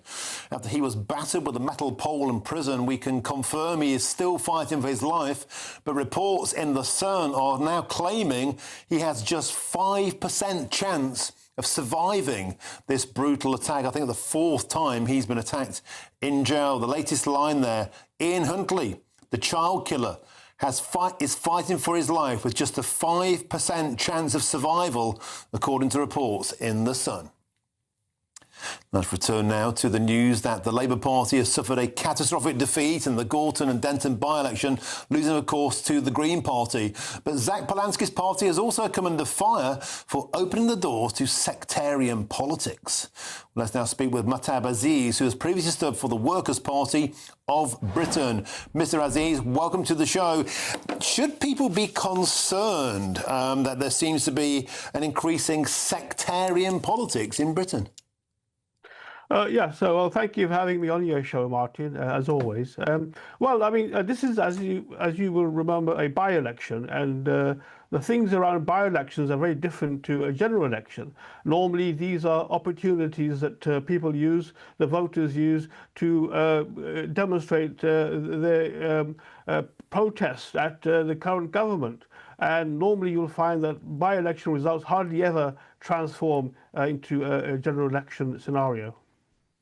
But we are seeing a rising number of, they're called Gaza independents, and now the Green Party, a much more mainstream party, seems to be wearing the same clothing. There's evidence last night, claims, allegations of family block voting, of the postal vote is always being talked about as something suspicious. Are we not a country where we should keep religion out of politics? I think, as you know, religion affects different communities in different ways, and particularly, since the Gaza conflict, there was a major, shift from Labour because of Labour's policy on Gaza. So I think it's actually quite an important factor, and something that the voters actually, consider an issue for them to actually vote on. I had Jake Wallace-Simons in the studio a while ago. He's a Jewish commentator, and he said that the Greens' extremist victory pushes Britain one step closer to the abyss. He said, if there is a more shameful and disturbing moment in modern British politics, I'm struggling to think of one today. What's your response to that?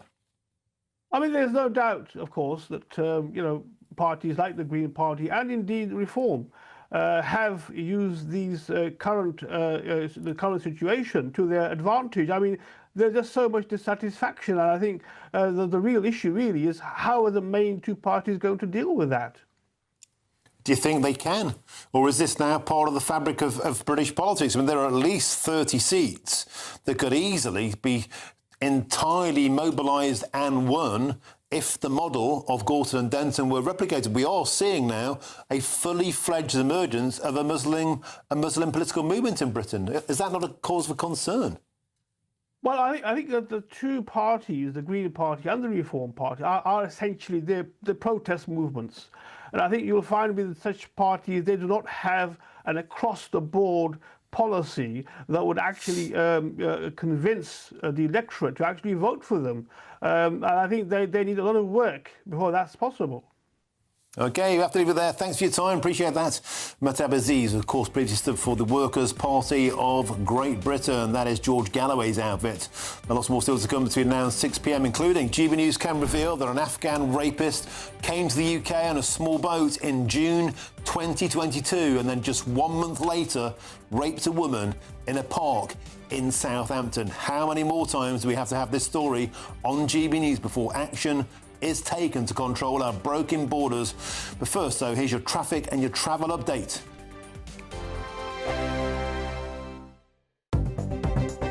Good afternoon. This is the latest AI travel news from GBNews.com. On the M8 westbound, there are restrictions between Junction 3A and Junction 4 due to congestion.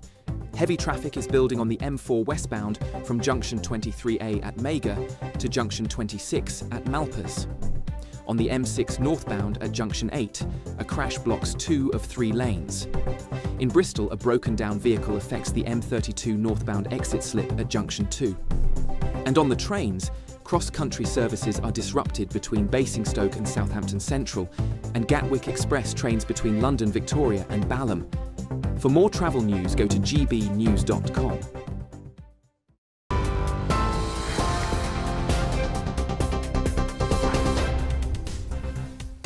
Very good evening, you're with GB News. More from Martin shortly. First, the headlines. Bill Clinton has claimed he saw nothing and did nothing as he prepares to give evidence before a US committee over his links to Jeffrey Epstein. In a defiant opening statement, the former president said he had no idea about Epstein's crimes. It follows testimony from his wife, Hillary Clinton, who accused Republicans of trying to distract from Donald Trump. Both the Clintons and President Trump deny wrongdoing. World powers are racing to avert war tonight amid rising fears of a US strike on Iran. Britain and other Western embassies pulled staff out of Tehran. London has also issued one of its strongest travel warnings so far for Israel and the Palestinian territories, advising against all but essential travel. Here, Nigel Farage says Reform UK has referred allegations of illegal family voting in the Gorton and Denton by-election to police and election officials. He claims it raises serious questions about the integrity of the result. The Greens' historic win was hailed by the party as seismic, while Labour slumped to just third. And an Afghan migrant jailed for rape arrived in Britain on a small boat just 1 month before the attack. Mustafa Hotak came to the UK in June 2022 and in July raped a vulnerable woman in Southampton. He's been jailed for 14 years. The judge says the Home Office will now consider deporting him. Those are the latest headlines. I'll be back with you for the 6 o'clock news. Take the GB News family with you on any device. As long as you have an internet connection, tune into GB News anywhere on the planet or beyond.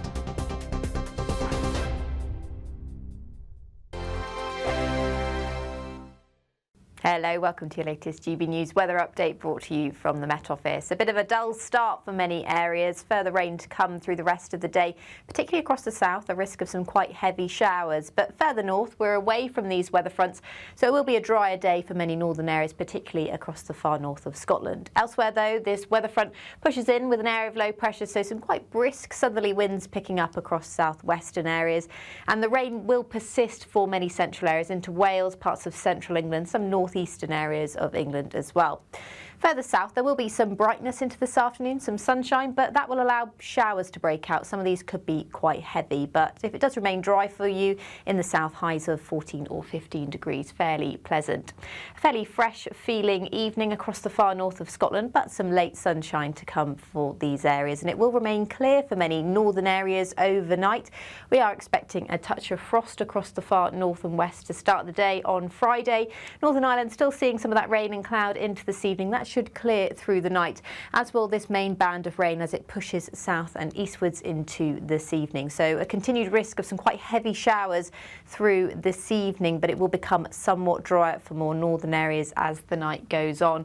That's as we've got a ridge of higher pressure moving in. But before then, still some fairly persistent rain for the bulk of central England, Wales, southern areas as well, seeing a risk of rain. The heaviest rain will move away by Saturday morning. Now, where we see clearer skies across the north and west, it will be a chilly start.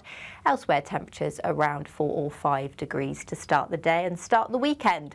Saturday is looking like the best day of the weekend, the best of the sunshine across the north and west at first, but it will push eastwards into the afternoon. Further west, though, the next band of rain does push in for Saturday evening, and that brings the idea for Sunday of more rain to come, so a much wetter day on Sunday compared to Saturday. Westminster's full of talk, but out here, it's the real world. Am I allowed to talk then? No, that's it. This is where it matters, real people and real lives. That's what politics is all about. The fact has Trump made a good start? No. Straight answers, no spin, and just a couple of pints. How many fingers have I got up? About 10. So join me for Lee Anderson's Real World every Friday at 7 p.m. only on GB News. The People's Channel, Britain's news channel. You want to know what's really going on in the corridors of power? Labour don't know what to do with you half the time, and that makes you quite lethal in the chamber. Get behind the headlines with Chopper's Political Podcast. Join me, Christopher Hope, as I sit down with the great and the good of British politics. We'll see where this ruling takes us. These are the stories shaping our nation. Chopper's Political Podcast, available now on all platforms. Listen in and stay ahead.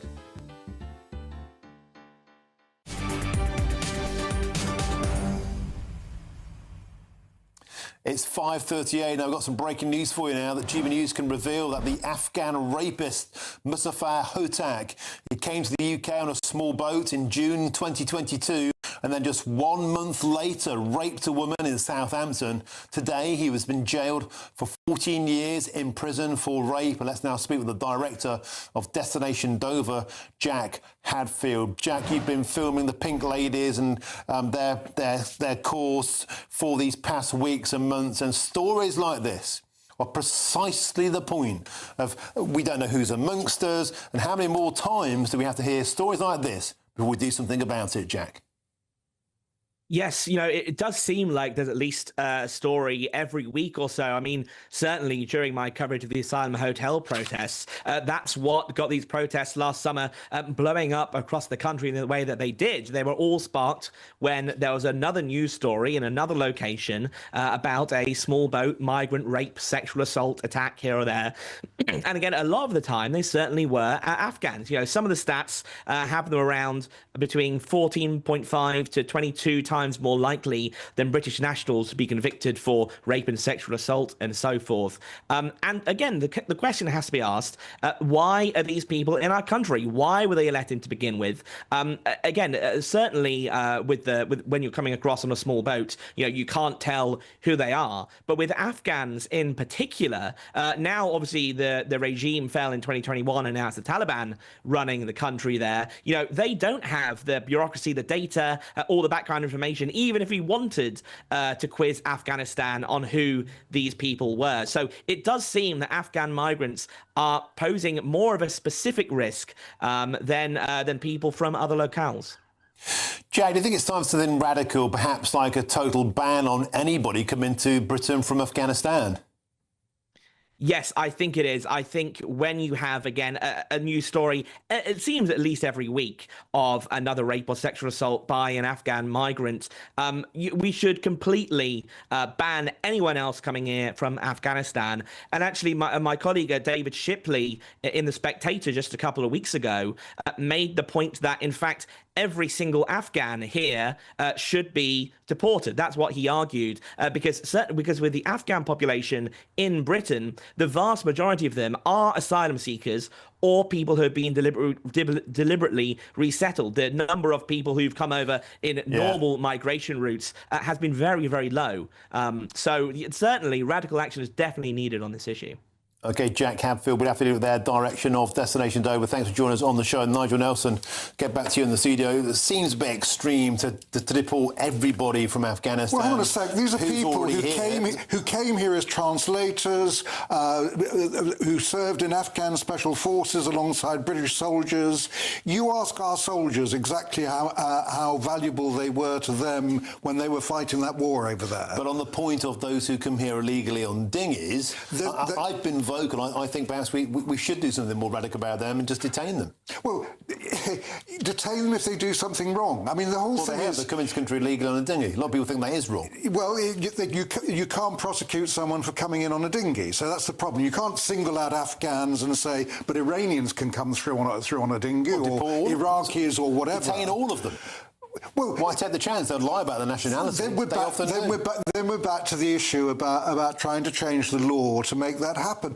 Everyone's doing a lot of hand-wringing about this, but the idea of coming up with something positive to make a difference is not forthcoming from the main political parties. Well, here's an idea. The Germans, the Dutch, the Danish, they've done a deal with the Taliban. They're deporting people to Afghanistan. Why can't we? Well, if we can do a deal with the Taliban who we fought for 20 years, so it's actually not so easy to do a deal, but if we can, we should, absolutely. And you've got diplomatic routes out there, well, trying to actually do that. But until you've done that, you can't send people back. But we can't just keep allowing situations. How many more Musafa attacks do we allow into the country? But that's the hand-wringing bit. It's a kind of something must be done. But when we actually get down to what can we do, it's trying to protect British girls and women. Of course we are. But the question is how you best do that. And I agree with you totally. I agree with you totally.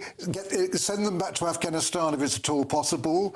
If you're locking them up, you've got to start changing a variety of laws. The Refugee Convention, the European Convention on Human Rights. I know parties are talking about leaving that, but that's not going to happen in the next few years. Yeah, Nigel Nelson, thank you very much. You've been superb today. You've had a long shift. I know. Thank you very much for your time. Now, coming up next, don't go anywhere, because the Green Party used to stand for climate change and nuclear disarmament, but now, do they represent the worst kind of sectarian politics? Stick with us. I'm delighted to be joined by the former deputy leader of the Green Party in the studio here in Westminster. This is GB News, Britain's #1 news channel.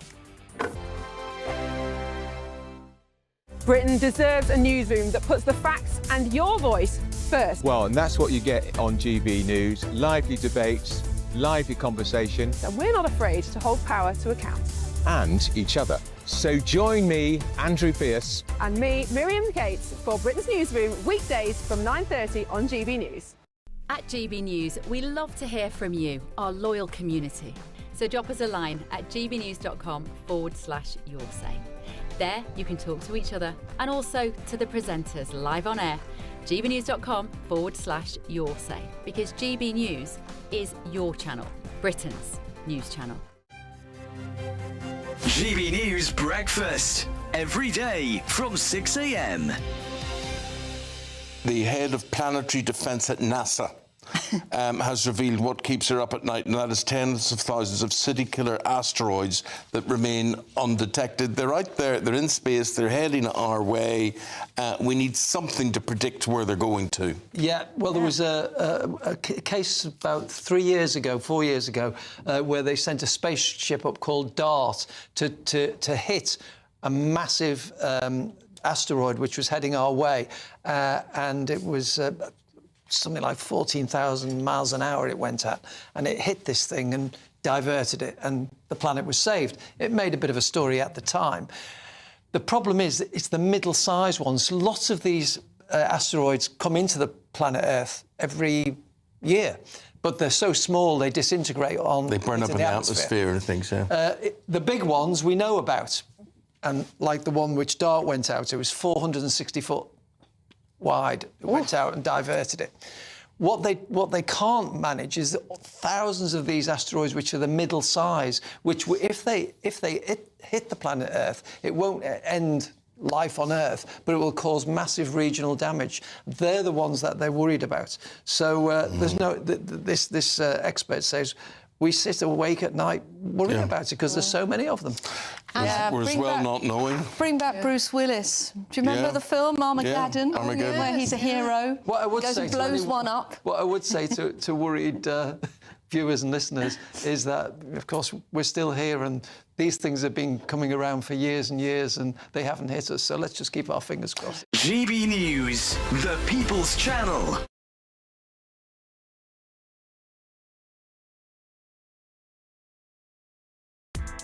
Join me, Nana Akwe, for an informative, interactive news programme with a difference. It's fun. No, he didn't say that, Dave. I'm so surprised. I think there's an element of truth to that. Join me from 3 p.m. every weekend, only on GB News, Britain's news channel.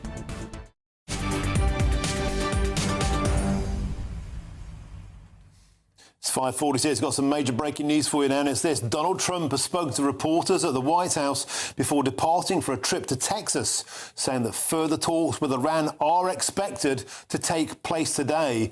Now, the US president added that while he does not want to use military force against Iran, it remains an option if necessary. He said, "I don't want to, but sometimes you have to." So for now, the brinksmanship continues. There's a deal going on, it seems. For now, there are no weapons ingoing.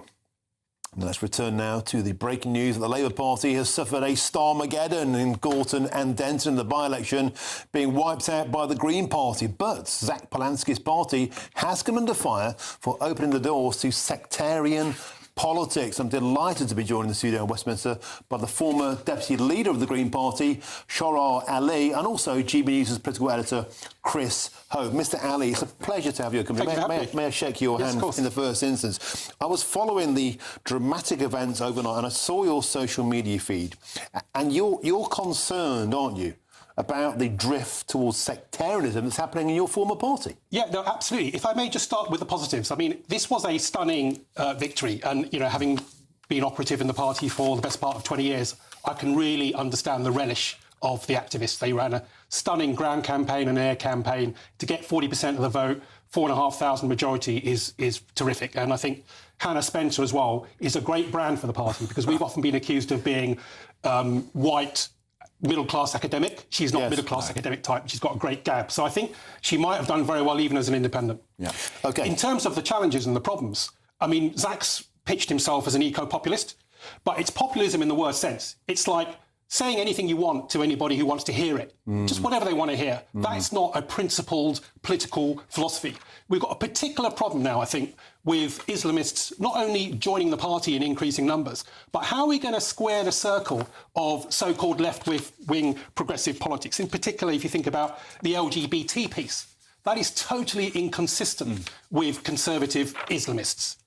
How can that alliance stay together? A great many people think that this LGBTQ plus the more radical Muslim vote, it's a strange set of bedfellows. Can it implode at some point? Well, it will, and it really is doing so. I mean, a lot of people who voted Green, the Muslims, have been saying already they didn't realise what the Green Party's policy was on prostitution, which obviously they're against that. They didn't realise what the Green Party's policy was on gay rights. Now, we know that in Muslim faith schools we've had controversies up and down the country around the teaching of particular homosexual education. Not necessarily promotion, just education. And Muslims are steadfast against that. They're extremely prejudiced towards gays. So what's the Green Party's position going to be on that? If you think about transgender rights, which I have a particular issue with in terms of the conflict in trying to press those types of claims and the impact it has on the sex-based protections and services of women and girls. That's not necessarily the Muslim connotations concern, but they are certainly sex realists through and through, if only because, sadly, they're misogynistic. I mean, this is an area that Reform's been campaigning on, just in terms of the veil. There are many Muslims in this country who have migrated because of the niqab ban in the rest of the European Union. That's why they've come here. But these are issues which a focused principled Green Party should have a position on, not just saying what we think people and the electors want to hear at a particular day. That's actually dangerous and divisive for the wider political situation. You stated overnight, upon reflection of this dramatic victory in Gorton and Denton, you think that Zach Polanski represents he exemplifies the more concerning angles of sectarian Islamist politics. Well, that's what this is, because if you want to run a campaign fuelled by Gaza, important though that is, human rights are important across the board, but I have not heard the Green Party at all talk about Iranian civil rights. We've had an uprising there, we've had women being persecuted and killed because they're standing up for their right to have, you know, the freedom to actually show their hair in public. Why aren't we campaigning about those things equally? So what this is, it's a very opportunistic, exploitative way of doing politics, and it's not long-term sustainable. It's divisive for the culture. Given that Hannah Spencer had such a stunning result, what we could have afforded to do, which I'd like the Green Party to pivot towards, is to stand on our own ground as a positive platform, not a negative, you know, if you want to keep reform out. Here's our positive programme, including the ecology and environmentalism, which has got so much of a back seat. We would find that's a much harder sell. I'd like to see us doing politics differently in a good way. That's to bring people on board, to actually persuade the electorate, not to write people off, those who are concerned about immigration. Even Labour has understood that we cannot continue with a kind of an open doors, leaky border. But for now, the Green Party isn't the place where you're welcome. You've left. Well, that's an interesting one, because we're not as inclusive as we like to pretend. I mean, I and other gender-critical members and activists in the party have been persecuted. I'm now facing a second court case against the Green Party, going to hit the courts in autumn this year. And I think they're looking at a very precarious position there. Unlawful discrimination. They are the only political party who have been found to have unlawfully discriminated on protected belief. And that is not something to be proud of. It's a fascinating debate. Thank you so much for joining us today. It really, really is, you know, just great to sort of understand this landscape. A lot of people, you know, myself included, a lot of people watching the show will think the Green Party is all about hugging trees. It's all about saving the planet. It's become something quite different. Thank you so much for joining us on the show today. Please come back. I'd love to have your company. You're welcome. Thank you. Shahar Ali, of course, the former deputy leader of the Green Party. Now, we've got a right and reply. A Greens Party spokesperson said this: "We do not recognise these vague claims." Well, there we go. Now, coming up next is Jude's Go, but after that, Chris Hope, you're doing a 1-hour special on the Gorton election. What's on your menu? Yes, cool. This is Vote 2026. Martin, we've got Alex Wilson and Kai Wilshaw. We're going to go all the spit and the cough from last night's drama in Gorton and Denton. Extraordinary. Peter Edwards from Labour list, and the Tory peer Lord Hayward, while there's claims about family voting. Do tune in. It's all there. So, Chopper special. You need to get some sleep at some point this week, my friend. Thank you, you've been superb. Sleeps for later, Thank you again, Mr. Ali.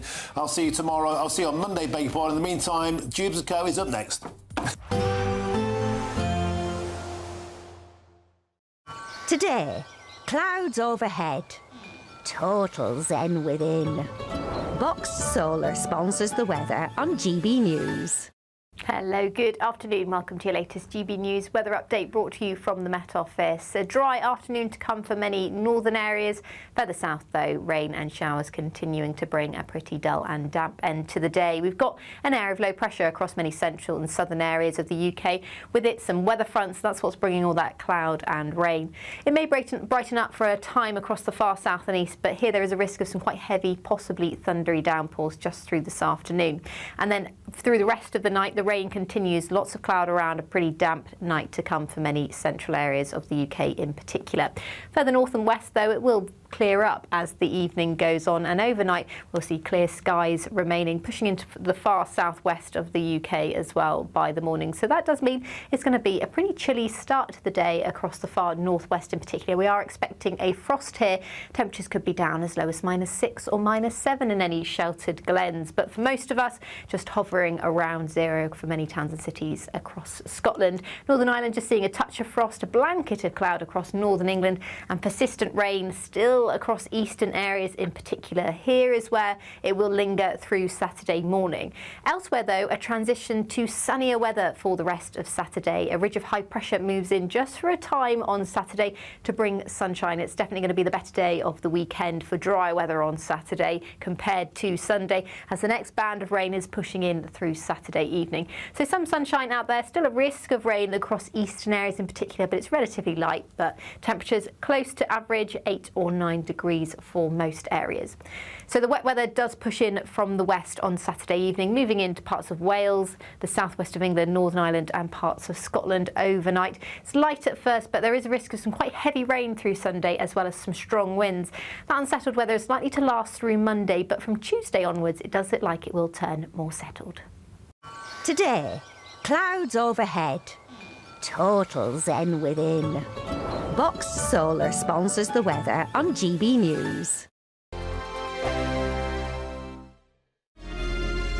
Thank you for making us Britain's #1 news channel. Together, we have built something truly extraordinary.